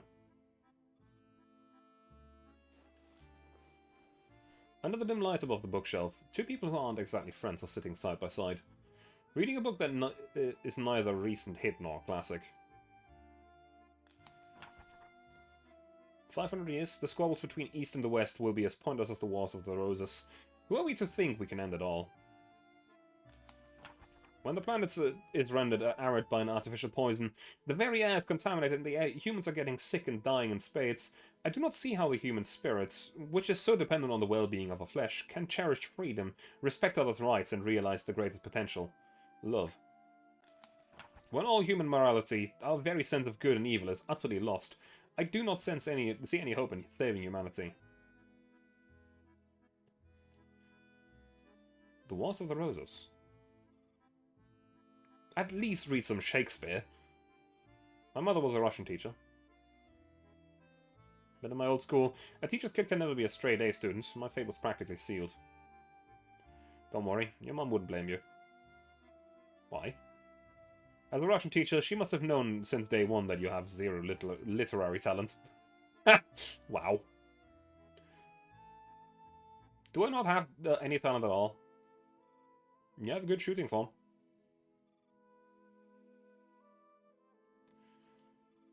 I'm planning to leave this place with Sana. Then it'll be very hard for us to talk, no? Enough to use code names. And you're Laplace's demon. A monster full of science. Ha! Then you're Abaddon, the Angel of Death.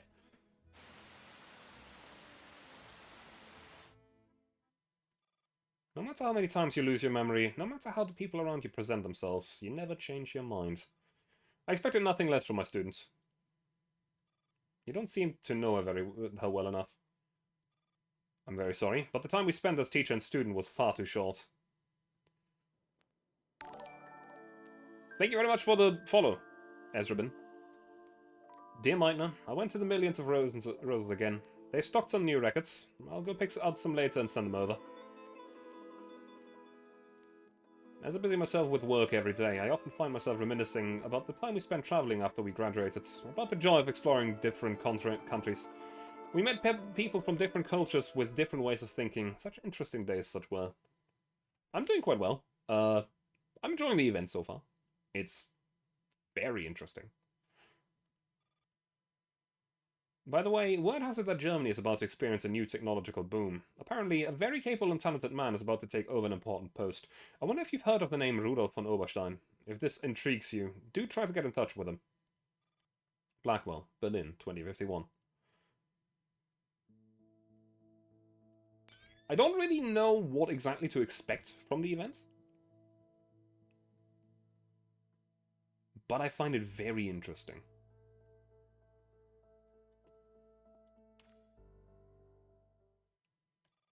Grade 7 classroom, best in high school number 1.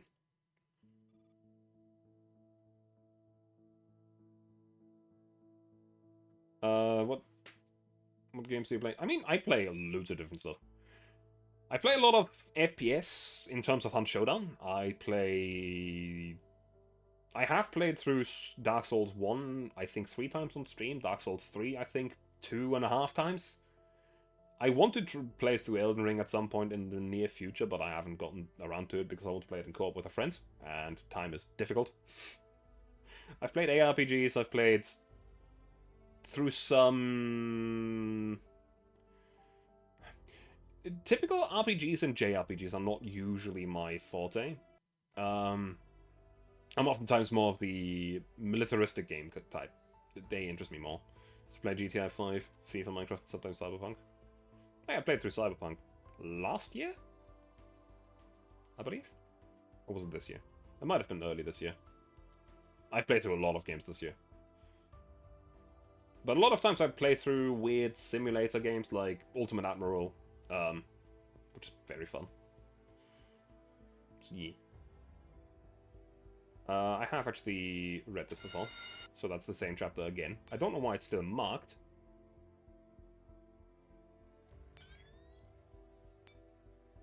Okay, so that is done. Next should be the army one? I suppose? What are your PC specs? I have a 3080 Ti. I have a, hang on, I think it was a 11900K? 64 gigs of RAM. It's been a while since I built it. Hang on. Give me a second. Nobody really cared about it, so I didn't actually write it down anywhere, so yeah. Give me one moment, please. That's not the right thing. Well, that's the right thing. Yep, i9 11900K, 64 gigabytes of RAM. Honestly, that's the most important thing. And then obviously the yeah, 3080 Ti. Oh yeah, I spent a lot of money on it. It wasn't cheap, but I also use it a lot, especially for streaming. There are some other things that I want to get that are also expensive, but yeah, I'm not made of money. It's just because I work as an electrician and, you know, I get paid pretty decently. My stream is definitely nothing that I can finance anything off of. So, buying things exclusively for stream is always like a, do I want to spend that much money? Like, I would love to get a new mic, but mine is alright. But looking at a mic, it's like, it's a $400 mic, and it's a lot of money.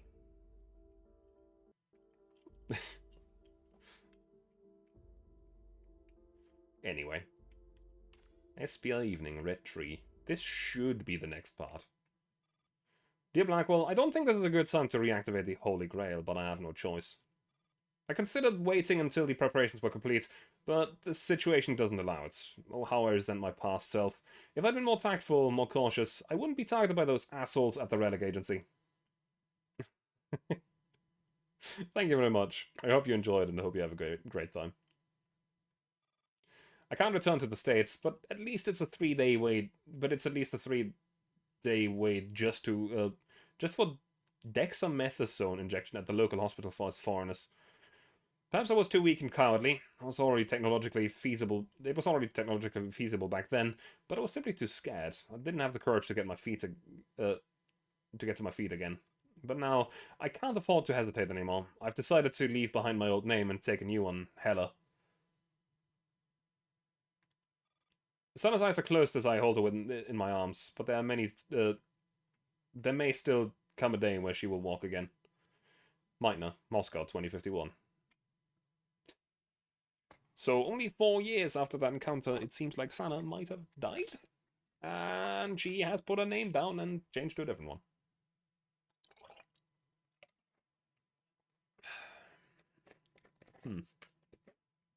I don't know. By spring 2051, it has been 7 years since World War III broke out. Collapsed radiation has contaminated large swathes of land, and high-intensity conventional warfare has decimated the world population. All that can be seen with the naked eye is the scorched earth left by the war. It is unclear when the tender green that represents hope will ever return to this land. Islands in the Yellow Zone, Southwest Pacific. The thick and sticky wind blows by, bringing up bits and pieces of green crystal fragments, which are crushed underfoot by a pair of military boots. Alexander, who is in protective suit, trudges through the wet soil, his communicator signal lights alternating between green and reds. Pan, anything from the Rangers transports. Let me see. And this visibility. Even Pushkin's poems are clearer than my view. The transports are still stationary. They haven't moved at all. Keep a close eye on it. If anything changes, report it at once. Alright. Oh, I can't wait for this goddamn war to be over so I can go back to Moscow and kiss my muses. If the platoon leader hears you about your noble dream, trust me, her boots will kick your nose with great passion. I mean, my favorite game of all time is definitely Command & Conquer. But I have played a lot of Gods Frontline. And the story on it is really, really good. But, yeah. Unfortunately, my favorite game franchise, with being Command & Conquer, means also that my favorite game franchise is dead. Like, that franchise has been buried, dug back up. What type of game is this? Gods Frontline is a mobile strategy sort of gacha game. But with a good story to it. As you can see by all of the story here. Which is currently exploring the backstory of one of the main characters, which is Angie.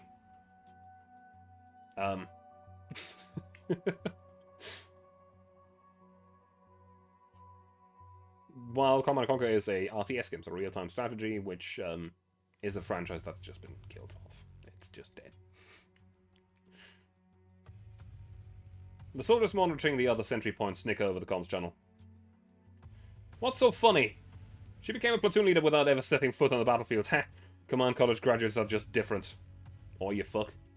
Soon. I am very into the story right now. And how long are you playing this game? I've been playing it since 2017? 18? It's been like 5 years. Unlike us pure cannon fodders. Is this really the point? Recently made a British account so you can play in generals in English. You don't need to do that. You really don't. Obviously, not everyone who graduates from Command College gets this kind of special treatments. It's mostly down to family backgrounds. Her brother's a captain, and she practically has "I want to be a field marshal" carved on her forehead. Focus on your job and watch Sentry Post 2 properly. Who authorized this gift? Oh, that's what you mean. You notice now! 2 hours after I did it!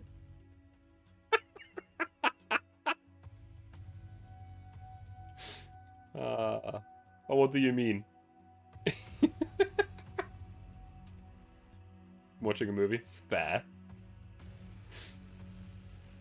But yeah, Reki, I have played Generals a lot. That's probably the most played game that I've ever touched, but there's no count on it, so... We weren't done yesterday yet. I mean, that was something a little bit different. Yeah. Hi, Cass. How are you doing? You do have a sub. A lot of people have a sub. I've had a mad lad called Joni come by and drop loads of subs for people. And I really appreciate it. He's an absolute Chad.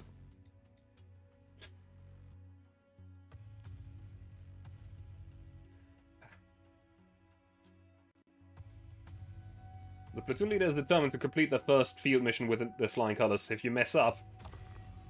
Pan mutes the channel while spewing a string of expletives. Alexander shakes his head, then comes another transmission request, and the listless voice speaks. Alexander, something seems to have happened at Sentry Point 1. Have the Rangers reinforcements arrived? Hold on. Have you muted the platoon leader? I have played GTA 5 years ago, but honestly the story just didn't grab me that much. It seemed interesting at first, but I just never finished the game. A game that I did play through 2 or 3 years ago was Red Dead 2. And that game is great. I've got nothing to say on that little Devochka. You are the platoon leader to me. You must obey the chain of command on the field. Their reinforcements haven't arrived yet, so I noticed the radio signal at Sentry Point 1, but it disappeared. I suspect... in the Rangers comms channel. Can you crack the encryption? No can do. The radiation levels are too high. Our equipment is older than me and totally useless. By then, Alexander's already reached the temporary assembly point, a rundown factory building on one of the islands. One of the three transport drivers is standing sentry at the entrance. Alexander waves at him. Any equipment younger than you is either at the repair plant or in the junkyard. Now stop whining and keep an eye on sentry point 1. No point in busting our asses. We're just doing recon, not any actual fighting. Alexander walks up to the entrance of the factory building. He is just about to end the transmission when Victor pipes up again. Let me tell you, we're lucky that this is just a recon mission. I would be really uneasy if the rookie leader were to command us in an actual battle. You know what people who come from academia are like? They're so by the book. They do exactly what the textbooks tell them to do. It's really interesting. You must complete it as well. I mean, I don't know. I don't know. Like, at this point, also because the game is as old as it is, and because I never really got really interested in streaming it, I have seen loads of story points about it. I essentially know the end of the story, but I've never played it that far. So that's a little unfortunate as well. Enough. In the entry factory building, Anna, the new platoon leader, is seated behind a splicer's table on which the comms equipment is set up. Leaning back into her chair, she scrolls through her tablet with her long legs propped up against the table edge. You just can't count on pedants like that. Ma'am, I'm here for another dose of anti-radiation meds. The transmissions from Sentry Point 1 is cut off abruptly. Anna points at the vehicle outside without looking up from her tablet. In the vehicle, supply crate, get it yourself. The driver standing by inside the vehicle pokes his head out. He gives Alexander a thumb up and winks meaningfully at him. You heard all that? Yep, the new equipment I swiped from the command post picks up chatter pretty well.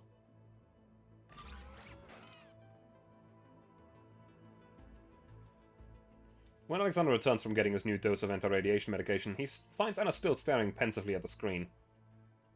What are you doing? Trying to figure out the Ranger's objective. Our job is just to observe the movements, no? With our strength, we can't possibly engage them in a direct confrontation. That much is obvious, but these remote and deserted islands have no tactical value whatsoever. So what are the Rangers doing here? Try not to make use of the thing that's attached to your neck. Or try to make use of... merits on the battlefield don't just jump into your hand. You're not thinking about scouting the island in the red zone, are you? The radiation levels there...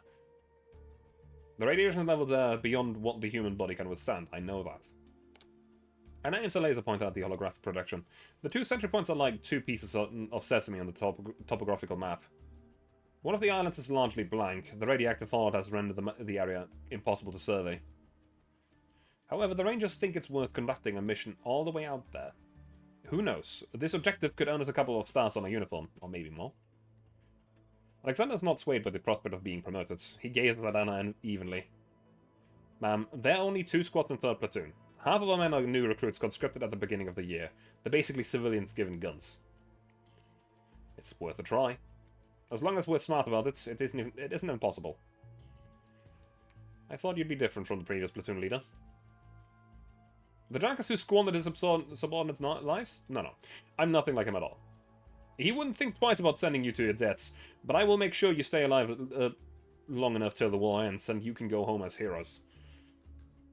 If you had any real experience on the battlefield, you'd know how small and fragile we humans really are. Like snowflakes in the Siberian winter. When snowflakes fall into the flames of war, they disappear without a single trace. Anna lowers eyes. Yeah? I've known that for a long time. The comms suddenly come to life. Anna gets up to answer the call. Ma'am, something's going on at Sentry Point 2. The Geiger counter's detecting a large spike in radiation level. How big of a spike? How long did it last? Give me specific data. Let me see, how come it's gone down again? Have you read the Reconnaissance of Surveillance Handbook? What's that? Basic infantry tactics? I'll make sure you find out when we get back to camp. Keep monitoring the situation. Ignoring Pan's dismayed groan, Anna terminates the transmission. Do you really intend to train them? What else? Anna holds Alexander's gaze firmly. 1 or 2 snowflakes will melt when they come into contact with fire, but what if it's a Siberian blizzard? What exactly are you planning to do? Isn't it capped on my forehead? I want to be a field marshal. Alexander lets out a bark of laughter, but he collects himself immediately. Let me think about it. Now that you're my subordinates, I will make sure to make excellent soldiers out of you. You're hesitant to put your faith in me, that's only natural, but I firmly believe that time will tell everything. Anna holds out a fist with a tentative smile. Alexander grins and bumps her fist. If you manage to get the soldiers in 3rd Platoon up to your brother Ramzan's level, you might actually achieve world domination. Anna's features suddenly darken. She retracts her hands. I only have one brother, Armin. And he's dead. Alexander makes some excuse and scurries away. The driver guarding the vehicle keeps his head down quietly. Anna goes back to puzzling over the topographical map. After a short while, the communicator sounds again. Anna picks up absent-mindedly. This is Infantry Platoon Leader Anna Tsoy of the 57th Guard Division, stationed on Island P. This is Captain Ramzan. Anna freezes, but the man at the other end of the line appears calm and placid. The military have sent out troops to intercept the Rangers' standard group ground combat reinforcements. However, a company had slipped through the blockades. I'm ordering your troops to intercept them at once and prevent them from linking up with the Rangers. You have no authority to mobilize my troops. I have been authorized by the brass. I am to direct the preliminary military operations here.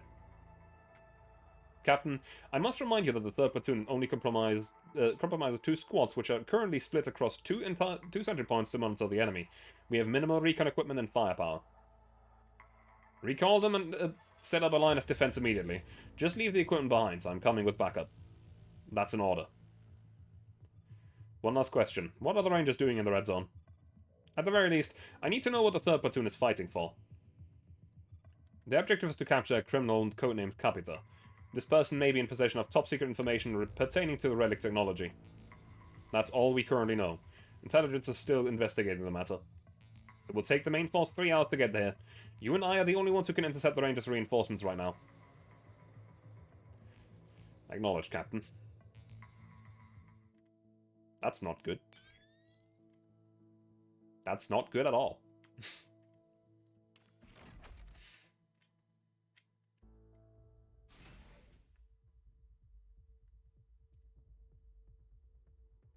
Hey, look. And is your main force. Ah, yes.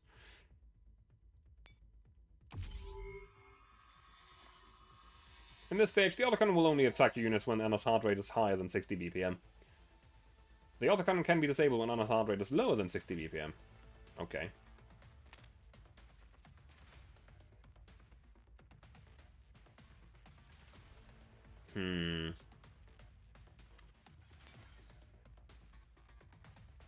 Okay. Okay. 15 rounds. That's a long time that we have.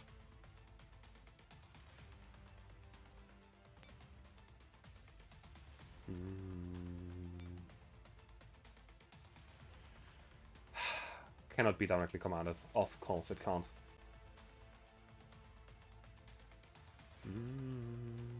Can I just waltz into that?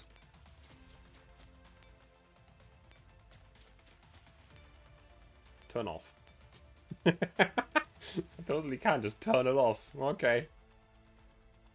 Sure, this is fine.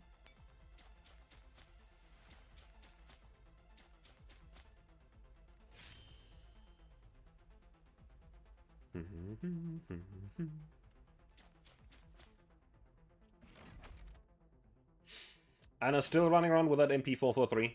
She currently has a combat debuff, which is unfortunate. But it's fine. Plop.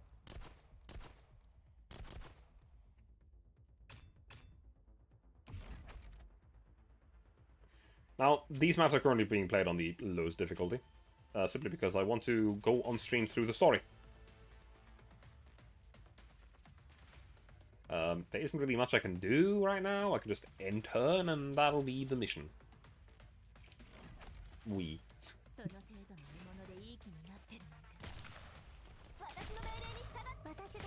Pew pew.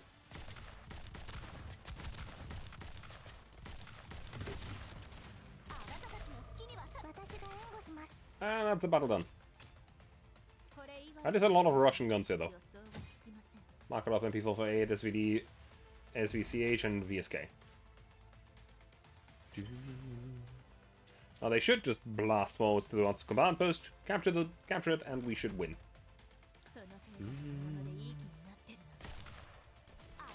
I believe that this will probably be one of those missions where if I did it on the higher difficulty, it would actually allow me to use my squad, which would be actually kind of interesting.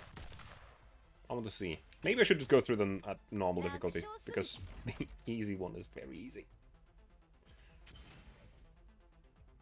And a little bit boring.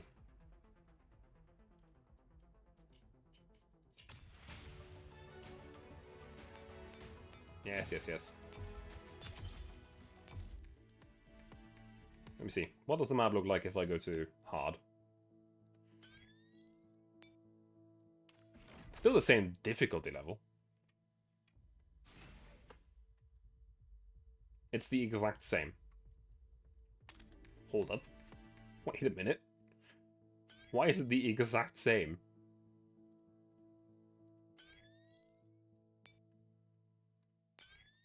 Okay, it's different on EX, I suppose. Oh well. SPR Grade 3. 3rd Platoon Temporary Command Post, outer rim of the red zone. It is impossible to make out anyone within view. The ceaseless sound of barrages is the only proof that the battle is still ongoing. The wrecks of 3 destroyed transport vehicles within the crater are producing thick clouds of black smoke. We actually intercept the American troops with our pretty much non-existent experience. Got to write a ballad to commemorate this. Fighting isn't that hard. I'll teach you little by little later on. You're awesome, ma'am. From now on, I'll do whatever you say. Rest up for 5 minutes while we wait for further directives. Yes, ma'am. Several objects whiz past above them toward 3rd Platoon's battle position. Get down! Anna puts Alexander, who's the closest to her, down to the ground. Then a powerful shockwave sends her rolling almost immediately. The world brightens and darkens. Dirt mixed with green crystal fragments smelling of rust and decay is sprinkled all over her head and body. Someone seems to be shouting something. Anna glimpses a familiar figure, then darkness claims her. Command College. Many portraits of renowned figures are hanging on the wall in the 4th floor corridor. The 5th from the right is a female scientist, Martha Meitner, who gained international fame for her groundbreaking research, achievements in relic technology research. On this quiet afternoon, Anna hears the hiss of a spray paint as she walks down the corridor. Because you have no place in our school. Get the hell out of the NSU, Pindossi. What are you doing? Anna runs up to the 2 cadets and shoves them angrily aside. Martha's face on the portrait is now a smear of black, and profanities are scrawled above her head. You assholes! Anna punches one of them right in the face. The cadet freezes in shock for a second, then returns the blow, and the 3 of them are locked in an all-out brawl. Anna takes a few blows before unleashing a flurry of punches on the 2 cadets, making them cower and back away. She glances at them with blazing eyes. You sold your fellow cadets over a portrait of some Pindossi bitch? Ha! And you take your anger out on a portrait just because you don't have the balls to fight on the battlefield. I'm gonna go out there and kill her right now. The cadet suddenly spots a figure in his peripheral vision. He looks up. Instructor Ramzan? Run, that's a brother. The 2 cadets sprint down the corridor and disappear like the wind. Ramzan is standing silently at the end of the corridor, his eyes dark and flat. Anna spits out a gulp of blood angrily and dusts herself off. The tall, straight-backed instructor finally walks up to her. You saw the whole thing then? I've got to say, you find like a gorilla drunk on vodka. Ha, well, sorry for embarrassing you, combat instructor. Anna turns to leave. Stop right there. Anna keeps walking without looking at Ramzan. Anna Viktorovna Soy. What? Are you going to give me a personal demonstration on how to fight properly because I was so bad, instructor? Right here. Take the portrait down, Martha Meitner. Anna whirls around. Ramzan, are you human? I'm a Soviet, without a doubt. What about you? What kind of Soviet? The kind that cower in the safety of this school and can only gloat by defacing portraits? She is an American researcher of relic tech. What is your nationality? I don't need to prove anything to you. You need to prove it to yourself. Take it down or take that off. Ramson points at first the portrait, then on Anna's catted armbands. You have no right. I will never let someone who doesn't know which side they're on go on the battlefield. You're the one who doesn't know. Are you taking it down or not? You just don't want me out there. Ramson gazes at Anna coldly. Are you scared that I'd outrank you one day? You've always been like this, back in Beslan. How dare you bring up Beslan? My brother is dead, but you live. And at Soy, why wasn't it you who died that day?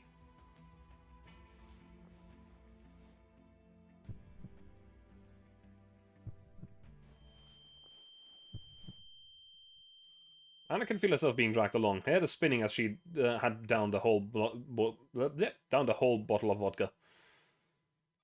Man! Are you trying to shake me to death? Promotion?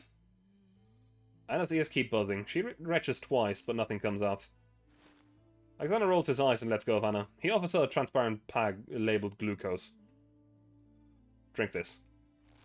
Anna takes the pack, tears it open at the slit, and starts taking small sips from it. The survivors of 3rd Platoon are either lying prone or sitting upright. A medical doll is tending to their injuries. Victor is sitting back to back with another soldier and fiddling with a communicator in his hands. Captain Ramson got here and mounted a rescue with the doll falls. Look at that pretty medic doll. If Pan saw her, he'd definitely try to flirt.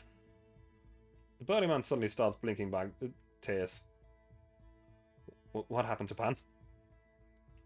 Pindossi fired up 4 mortar shots when they were retreating. One of them hit Squad 2's position. Pan was right where it landed. How many have we lost? 4. 4 more injured. Not far away, an injured soldier moans in pain. Other survivors stare dazedly at the sky while cradling their guns. Alexander's head is buzzing and blank. Pan was always going on and about how popular he was with women and how great a poet he was. He kept calling himself the Pushkin of the 21st century. It was an order from the brass. We had no choice but to fight. I just... Alexander takes a deep and shaky breath and turns his face away. Anna pats him on the shoulder. Alexander, you are the only veteran who enlisted willingly in the 3rd Platoon. Why did you enlist? I've got nothing left. No family, no friends, no lovers. I couldn't throw away my country, could I? Well, I wasn't actually that noble. I simply had nowhere else to go, so I stayed with the military. He tries to keep his tone casual and nonchalant, as if we were trying to talk about the weather or what to have for lunch. Enough about me. What's your story? You want to be a field marshal? I, for one, know that's not true. You want the truth? And I finished the last sip of glucose solution. I want to end the war. I've heard many people say that. And they all died. And the war carries on. I have a question. Shoot. If everything in life is futile, then what is the point in struggling? I think... Vice Leader, Leader, I detected the radio signal again. Alexander's answer is interrupted. These people are definitely nearby. Could they be the Rangers in the red zone? Victor holds on to the last compact radio transceiver and stares at Anna with wide eyes. Anna turns to Alexander. Didn't you say you couldn't track the channel encryption? Can't with our equipment, but it would be a walk in the park with for those dolls. I hear tactical dolls come with a bunch of functions. They're fearsome fighters, and I also computers on legs. If we could just borrow 1 or 2. They're elite forces. They're off limits for 3rd Platoon. Isn't that Captain your... Ow! Alexander kicks Victor in the shin. Still holding the transceiver in one hand, Victor hugs his shin and hops around, howling in pain. I'm dizzy. Anna leans against the large rock and closes her eyes. Alexander shrugs and Victor limps away miserably. Wearing the protective suit in this muggy wind is as unpleasant as wearing a wet raincoat that sticks hotly to one's skin. Anna keeps her eyes closed and drums her fingers lightly against her thigh. After a moment of silence, Alexander eventually decides to venture a question. Are you two fighting? Don't stick your nose into things that don't concern you.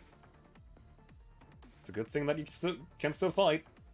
If Martina was still alive, we would be fighting every day and nothing would make me happier. If... Almost like a babushka who was to mediate all the fights at home. Alexander watches as Victor returns just as miserably. Anna opens her eyes. Ma'am, the captain won't talk to me. He's asking for you personally. Why don't I go? Are you asking for a dressing down? If it means he'll lend us the dolls, he can dress me down as much as he wants. Merits on the battlefield don't just jump into your hand, no? What do we do, ma'am? Anna gets to her feet sullenly. I'll go ask for them. Don't follow me. Temporary command post. Ramsden is talking to a doll with a grim look on his face. Anna approaches him and gives him a standard military salute. Captain. Take Case-23 to the Red Zone entrance and gather topographical data in the area. If you encounter any life forms, you're authorized to decide if they're friend or foe and open fire at your own discretion. If you lose our signal, save the data offline until you return to the rendezvous point and then share them with your teammates. Yes, Commander. The T-Doll turns to leave. Wait. Man? Captain Junior Lieutenant Soy, thank you for your help in intercepting the enemy reinforcements. The subsequent recommission will be undertaken by the dolls under my command. The 3rd Platoon has already conducted scans and surveillance of the terrain of the outer rim of the Red Zone. I can hand over my data on one condition. You want to borrow some dolls to crack the enemy the enemy's radio encryption system. Anna, what is the top priority in any recommission? Staying hidden. You're no longer an instructor, so don't talk to me in that tone. Anna quips out of habit. What if you expose your own location in the process of doing that? Have you considered all that at all? What if the intelligence that we fail to obtain due to our own inaction ends up putting us at a massive disadvantage in the war? Get out. Ha, booting me out already. Fine, I'll go. Stop right there. You, get out. SVT-38 stares in confusion for a second, then she hurries away immediately. Listen, our mission is to intercept the Americans' reinforcements. We've done that, you understand? You're just gonna ignore Capita. That person in the Dead Sea and the Rangers, you can take him away at any moment. That's the main force's job, not ours. What? Scared they'd give you a medal for give me a medal for this? Or maybe you simply don't want the 3rd Platoon to take the credit from you? If military merits would be quantified in a bank account, your balance after 10 years would still be small change compared to mine. Remember, don't do anything outside of your assignment. Making unnecessary moves could very well drag us all down. Am I hearing this right? Are you telling me to run away from a fight? Doing too much could lead to even more casualties. Just count the numbers. How many men do you still have in 3rd Platoon? Doing too little will definitely result in irreversible loss, Captain. You know that better than I do. Ramsden's eyes harden. He closes his eyes and rubs the center of his brow. His eyes are ringed by dark circles. I know what I'm doing. The way forward may be covered in barbed wire, but I have no choice but to keep going, even if I must do it on all fours. Ever since that day, there's been no going back for me. The Professor won't wait. Hurry up, you lot. Team 9, 2 vehicles just loaded, preparing to return. Team 6 still searching, no specimens found yet. Team 7 is on our way back. If the Professor's work is delayed, you'll be the first to be thrown into the specimen processing room. Make sure you complete the preliminary screening and loading of the specimens back at planned by 11:22. We'll all be out of here by 11:30. Understood. Temporary command post. The 2 dolls pool their computational capacity together as a torrent of data flash across the ice. Anna and Ramsden are both deep in their own thoughts. What are they saying? Is that English? I only got a few words here and there. Shut up. Ramsden glances at the map from time to time with a frown. Are they the army? Mercs? Professor, specimens. Ramsden and Anna exchange looks and continue listening. Still, the USA is practically a powder keg. They still have a civil war on their hands any day now, and so what are they doing over here? Ha! If the Rangers hadn't come, how would we make for fortune? We should thank them for giving us so many specimens. But we wouldn't have had to relocate if the Rangers hadn't attracted a bunch of enemy troops. It's always a chore every time we move. Professor's Capita. The 2 blood out of the same realization they have come to at the same time, then look away from each other. Capita will slip through the Rangers and net and escape unscathed. We've caught a big fish this time. What you've caught is a shark. We don't have enough manpower. Case 33, withdraw from the information black zone. Yes, sir. Come on, I cannot break the connection. The enemy troops are still a long way away. We'll be long gone by the time they get here. Are you having fun eavesdropping, little bugs? They've traced it back to us. False reboot. The doll's eyes grow dull. They've initiated a false reboot. Commander, an unidentified flying object has appeared within the red zone. What is that? Bright blue orbs of flames light up in pairs amidst the light of green fog-like eyes. The unidentified aircraft comes hurtling in their direction. It's a fiery tail leaving a bright trail in the sky. We have a situation. Withdraw at once. It's coming for us. Find cover. The aircraft passes by at low altitude, and a shell falls on them. Tongues of flame and black smoke rise from the sky amidst the explosions. Ramzan! The aircraft rolls away in an instant, and immediately scrambles to her feet and stumbles toward where she remembers her men are. They're no sort of standing anymore. One of the survivors is trying to save his comrade next to him, but even just dragging the comrade a little makes him howl in agony. Memories of the past suddenly wash over Anna like a large wave. Gunshots, pitiful wails and cries, the delirious moans of dying people. The terror-stricken crowds, the girl shivering behind the safety box, her eyes brimming with tears. Someone grabs Anna by the arm, making her shudder. Ma'am! Half of Alexander's face is suffering from burns. He is in a terrible state. Anna! Anna! Ramzan also claws his way out of a mud pit. His protective suit is riddled with holes and scorch marks. Ramzan holds on to Anna's arm as if to make sure of something. Then he drops her arm and pays no more attention to her. Doll, to me. Prepare to force our way through. Yes, I shall hydrate.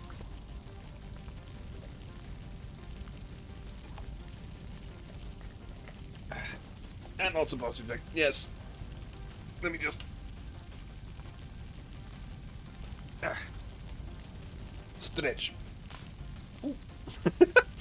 Spicy. I don't know if that was audible on stream, but... that was a good crack. Smoke slowly dissipates. They can just about make out 2 rows of heavily armed soldiers closing in from the distance. Whoever can still move in third platoon, follow me. We're getting out of here.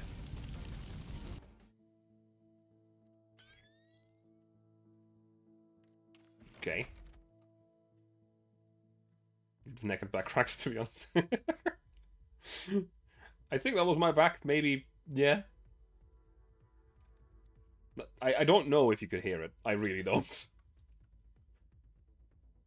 Also, what the hell is that tank? That turret is way too big for the chassis. Anyway, what is our goal? It's probably to avoid all enemies. You heard it. Occupy the target node. Yes, we need to get to one of those two or to both.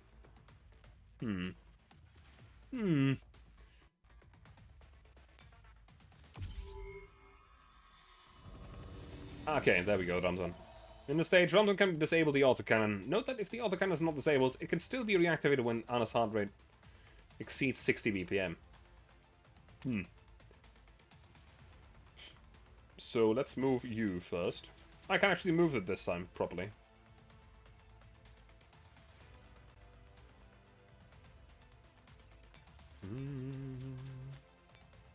Turn off the turret. Move to the right. Don't want to be anywhere near that cannon when it turns on.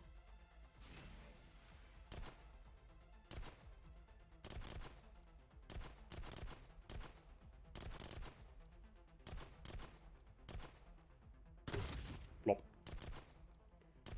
Alright.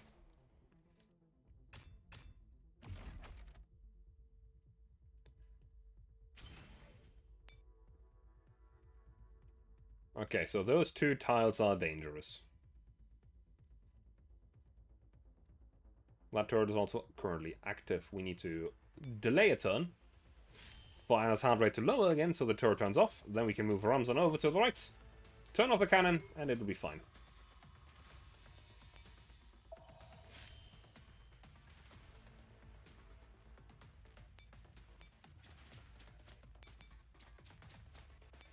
Turn off. When joining a Discord community or building a new community, would love to... I don't know. That's the kind of stuff that requires me to think about it for a moment before I do anything.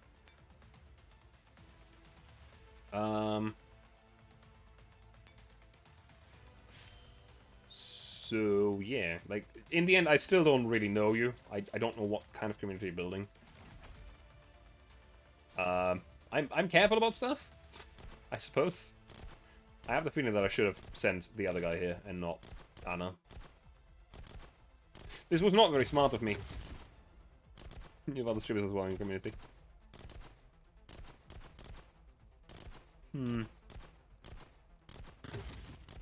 Yeah, I've made a mistake. This is not ideal. Shit. Whoops. It's just... Okay, I'm not saying no because of, like, any specific reason about your community or anything. It's just... I don't know. I don't know you very well. I don't know what kind of community it will end up being, and it's all a little bit, like... I don't know. I appreciate you being here and inviting me. That's for sure. But there's been loads of scams in the past that have attempted to do stuff, and I just don't know.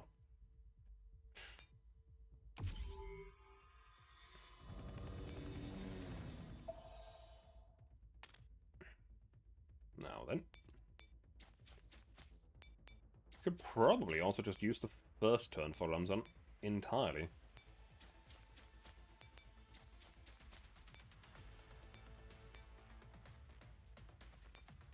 Do it that way. And yeah, the tank will move downwards towards Anna, but it doesn't have enough movement points to actually get to her. Okay, it can actually shoot. That's bad.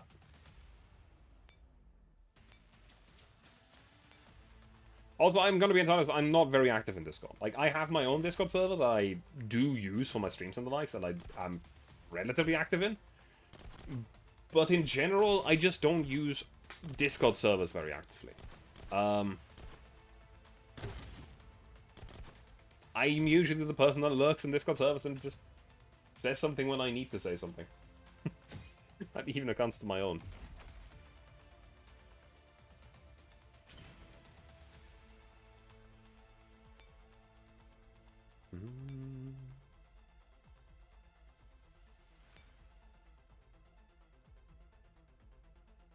I could probably... Well, she's not active in Discord. Really not.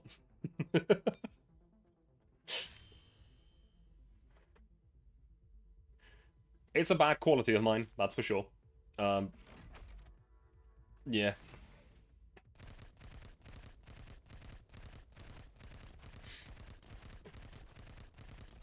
Like, this is nothing personal against you or anything. Like, even if I joined your Discord, I would just not be very active. I would just be there. Despite my fairly active and... I don't know how to explain it, but despite the way that I act on stream, I am quite anxious and very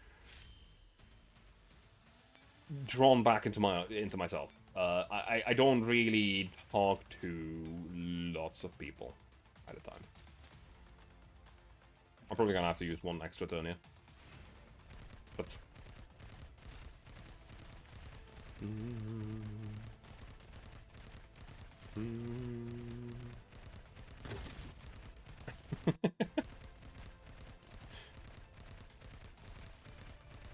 I'm gonna pass at this point. I'm sorry, Azriban. I do appreciate you for being here, but I'm gonna decline for now.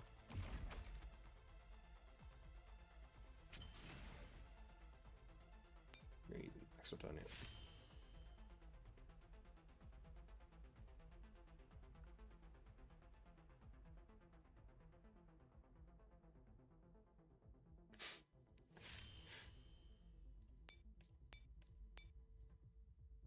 I don't know what that means.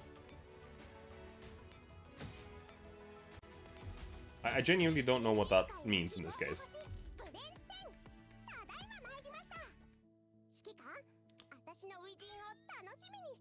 Okay, I want to do one more story bit here. One must fight for survival, even if one has no reason to live. But I'm gonna have to actually end my stream for today. Gunshots are apt endlessly like fireworks in the abandoned town.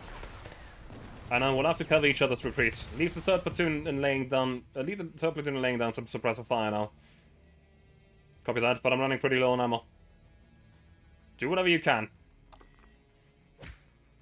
And it kicks at the mud beneath her feet and looks toward the 4 remaining survivors of third platoon.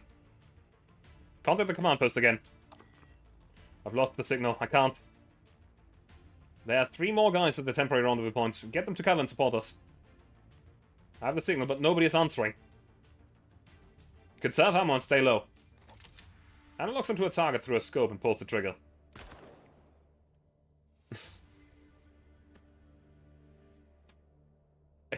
Take care, I suppose. Sorry, but... at least have a good night. Thank you very much for being here so far. Sorry.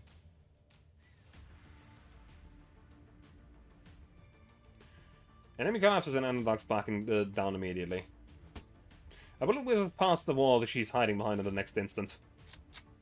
Ma'am, the captain's forces will soon be in position. Third platoon, tighten up the line and prepare to fall back. Anna quickly plots the next stretch of the retreat route. Do you not behave? What? What? What does that even mean, Pat? How are you doing? And how was D&D? Hope you had fun, because D&D's fun. Are they Black Mambas or what? They just won't let go. Alexander fires a single shot to stave off some enemy fire, then sprints up several meters away from Anna. Victor, forget about that stupid gadget for now. Just get over here. I'm coming, huh? The signal's back? Victor raises the communicator excitedly. A bullet smashes the machine to pieces, along with Victor's hands. Ah! Victor, find cover. It's not exactly D&D, but some sort of board game. You had your first session was kind of feeling lost, to be honest. I mean, that's usually how it goes. When I first started playing D&D, I had to come up with a character, and honestly... I'm very sorry for the people that had to help me, because I was an idiot. It turned out to be one of my favorite characters to play as, but yeah. Yeah. Victor tries to catch up with Alexander, but ends up stumbling and falling out from behind its cover. A hail of bullets rain down on him immediately. Blood spurts from his body. Squad leader! Stay where you are, you moron! 2 soldiers try to drag Victor away, but bullets also penetrate their bodies in the next instant. Soldiers fall next to Victor and scream in pain. Victor, Yuri, Kozlov! On the other side, Ramson is finally in position. He promptly leads his Dawn squad in setting up an attack formation to cover the allies. Yeah, it helped getting a character up today and a lot of press, the first session, but it was, yeah, that's how it goes. Man! Alexander sees the chance to make his way back to Victor, but he has only taken 2 steps before another barrage punches the string of bullet holes next to Victor, forcing him to duck behind cover again. Help! The cry for help is cut off abruptly. Victor's head hits the ground and stops moving. Damn it! Alexander, stay close! Alexander takes one last look at his comrades lying on the ground and turns away resolutely. Captain, there are only 2 of us left. We can't give you any more cover. Requesting to link up with you. Repeat, requesting to link up. Understood. Make your way over here quickly. Copy that. Outside an abandoned house, Alexander tosses away his rifle since he is now out of ammo. A door gives them cover as they retreat eastwards. On the border of the red zone, the heavily damaged door salutes Ramzan and bids him farewell. The remaining 3 soldiers continue heading east.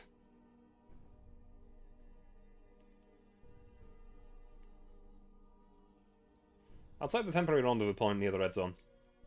Having shaken off the pursuing enemies for the time being, the group of 3 journeys on in silence until the abandoned plant comes into view behind the thin layer of fog. Ah, I see. Our vehicles are hidden inside the plant. We've got 3, all equipped with comms and supply packs. Give me one. I must deliver the intel. Anna is just about to answer when she suddenly stops in her tracks behind the building. There's the sentry, not ours. The gunshot suddenly rings out from within the plant. Anna draws her weapon and ready to charge in, but then she stops again and grits her teeth. It's only one gunshot. They're the only ones left of 3rd Platoon. I know that. Anna paces back and forth while Ramzan watches them on coldly. Part of the wall has collapsed in the back of the plant. We can enter the building from there. There may still be a chance. Then what are we waiting for? Anna looks toward Ramzan. Don't alert them to our presence. We'll make it up as we go. Inside the plants, a dozen or so fully armed soldiers have formed around their leader, who is currently speaking to his communicator. So done. Have a good night. One of the drivers is lying in a puddle of blood, while the other 2 are kneeling on the floor with arms raised gingerly. Anything from the ones that escaped in comms? No, sir. Soldier in charge checks the time. It's almost time to withdraw. We can't wait any longer. Inject the stuff. One of the soldiers takes out 3 syringes from a medkit. No, let me go! Hold him down. The needle pierces the skin on the back of the driver's neck, and the green fluid is injected. The syringe is empty in just a second. Squad leader, save me! Alexander, platoon leader! Another emptied syringe. The driver lying in a puddle of his own blood has also been given the injection. I hope we'll find it. The professor will be very happy. Ah! Grotesque howl sounds utterly inhuman.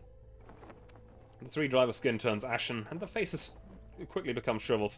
They spasm and writhe violently, their upper and lower teeth knocking and gnawing against each other. The soldiers around them keep their weapons raised and look on indifferently. All failed specimens. We're out of time. Load them into a car and clear the site. The soldier in charge opens fire, and the other soldiers follow suit. The 3 drivers are now motionless. 6 soldiers hold them away with great efficiency. Soon, the plant is still and quiet once more. In the back of the plant, Alexander's eyes grow red as he watches with what just transpired through a crack in the wall. This devil's human scum. Anna's chest rises and falls rapidly. She's gripping the handle of a gun so tightly her knuckles are white. Ramsden is also visibly enraged, but he soon gets his emotions under control. Let's get out of here and get the intel back to camp. The main force gets here. I'm gonna blow out these beasts' brains with my own hands. Alexander, get up. We're taking the vehicle once we're safely away. Hold on. They didn't sabotage the vehicles? Shell caps flying this way. Get down! The tongues of flames leap up and the empty plant is instantly blown apart. Watch out! And I feel the shove on her back and sent flying. She rolls on the ground several times before coming to a stop in the mud.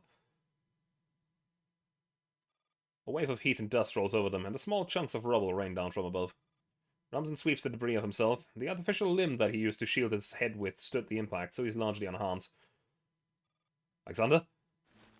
Ramsden waves away the billowing dust with his arm, and looks down at the scummer underneath the rubble. The wall has collapsed, completely crushing Alexander's lower body. Alexander! Anna crawls over on all fours and tries to move the pieces of debris with shaking hands. They won't budge. Hang on there. The main force will be here any minute. We'll get you the best medic. You'll be fine. Alexander's face is coated in dust and blood, and his body spasms uncontrollably. I'm feeling a bit cold. Spring is almost over. Why is it still so cold? Blood comes gushing from out the moment he opens his mouth. Every breath he takes sounds like a pair of wheezing bellows. Don't die. Stay alive. Anna. Go away. Alexander, I'm ordering you to stay alive. Anna, let him speak. I want to go home. The blood seeps deeper into the ground. Martina wants me to go home and plant some potatoes. Ma'am, will you really bring me home? Anna's voice softens. She tries her best to squeeze out a smile. Yes, you'll get home. I will bring you home. I'm holding you to that. Alexander closes his eyes. Teardrops fall on the ground, sinking into the soil dyed red. Anna grabs his shoulders. Open your eyes, asshole. Open them. Ramson strides up and honors Alexander with a salute. The dust created by the explosion is still drifting in the air like grey snow. Outside the abandoned plant, Anna looks back at the ruins, then at the hazy horizon. She's got no transport. You still have your legs? Communicator's broken. Mine still works. Still have your communicator? I've got nothing. I don't have anything left. The radiation levels here have decreased noticeably. If we get farther away, we may be able to establish comms. Did you not hear me? I know better than you how it feels to lose comrades. Anna, this is war. This is war. People who want to live, die. Well, those who shouldn't live, live. Still plan on tracking down Capita? Are you going to get yourself killed just for a medal? Fuck medals, I just want Capita dead this instant! Once the main force gets here, they won't make it in time. Remember what they said? Capita's leaving soon. I must find the plant Capita's hiding in before they can get away. If I miss this opportunity, I won't get another.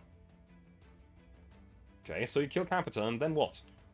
The nations are like a pack of hyenas tearing at each other. You risk your life and manage to pull out a tuft of fur, and you think the war will just end like that? Not gonna lecture me about positions and standpoints this time. I'm just telling you to save your strength and don't make any unnecessary sacrifices. I've got to do something. Last time I was powerless. All I could do was hide. But this time I'm not powerless. And I'll wait. Help me or get out of my way. Ramson slowly lowers his arm. This is why you'll never measure up to Armin. If he were here, he'd choose to come with me. Anna does not look back as she brushes past him. Anna tracks the tire marks all the way through the empty wilderness. The blowing spring breeze has dried the tears on her face. Her eyes are ablaze. On the edge of the yellow zone. Trenches, high walls, electric fences, towers, and armed guards.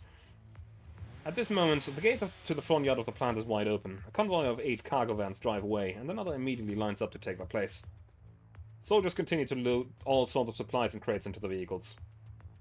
Quickly now, move it. We've got 20 minutes left. Be careful with that, you dumbass. If you break that box of samples, you can turn yourself into a sample too. Anna observes the situation at the plant from behind an abandoned building. This really is Capita's lab. I may only get one shot, maybe not even that. I'm running out of time. Anna tightens her grip on a gun and presses the barrel against the forehead. Pan, Victor, Alexander, brothers of the 3rd platoon, please watch over me. Anna takes a deep breath and checks the ammo one last time, then she strides out. Who's there? Anna growls. She thrusts her elbow backwards and whirls around. Thunk. Ramson stumbles back 2 steps, clutching at his chest. Ramson, why didn't you dodge it? If I hadn't come, would you have just jogged in there? The shortest distance between 2 points is a straight line. You taught me that. All you remember from practical combat class is CQC. Have you left your brains in the classroom? Like teacher, like student. Ramson lets out a disgruntled huff. Most of them are busy moving right now, so the defense must be lax. It's a 3-step plan. Get inside, fight Capita, shoot. You'll be dead before you can shoot. Did you come all the way just to mock me? I got the reception on comms. And? The brass ordered me to monitor the plan and gather more intel on Capita. I believe we can work together to a certain extent.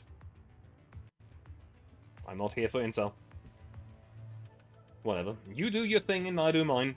We each get what we want.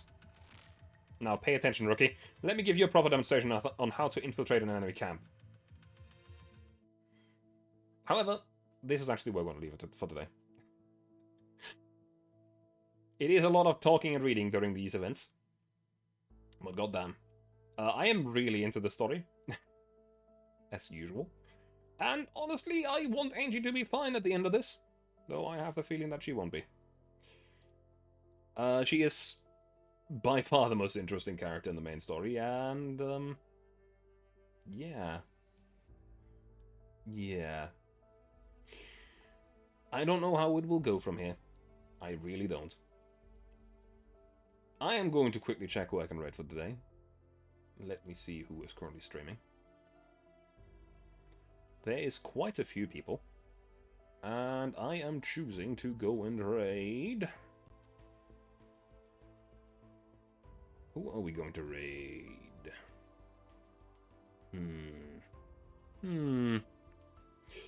Let's go and say hello to V, who's currently playing Warframe.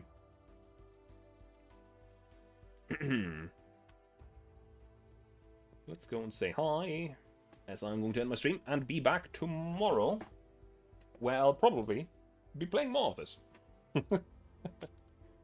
This week will be very weird.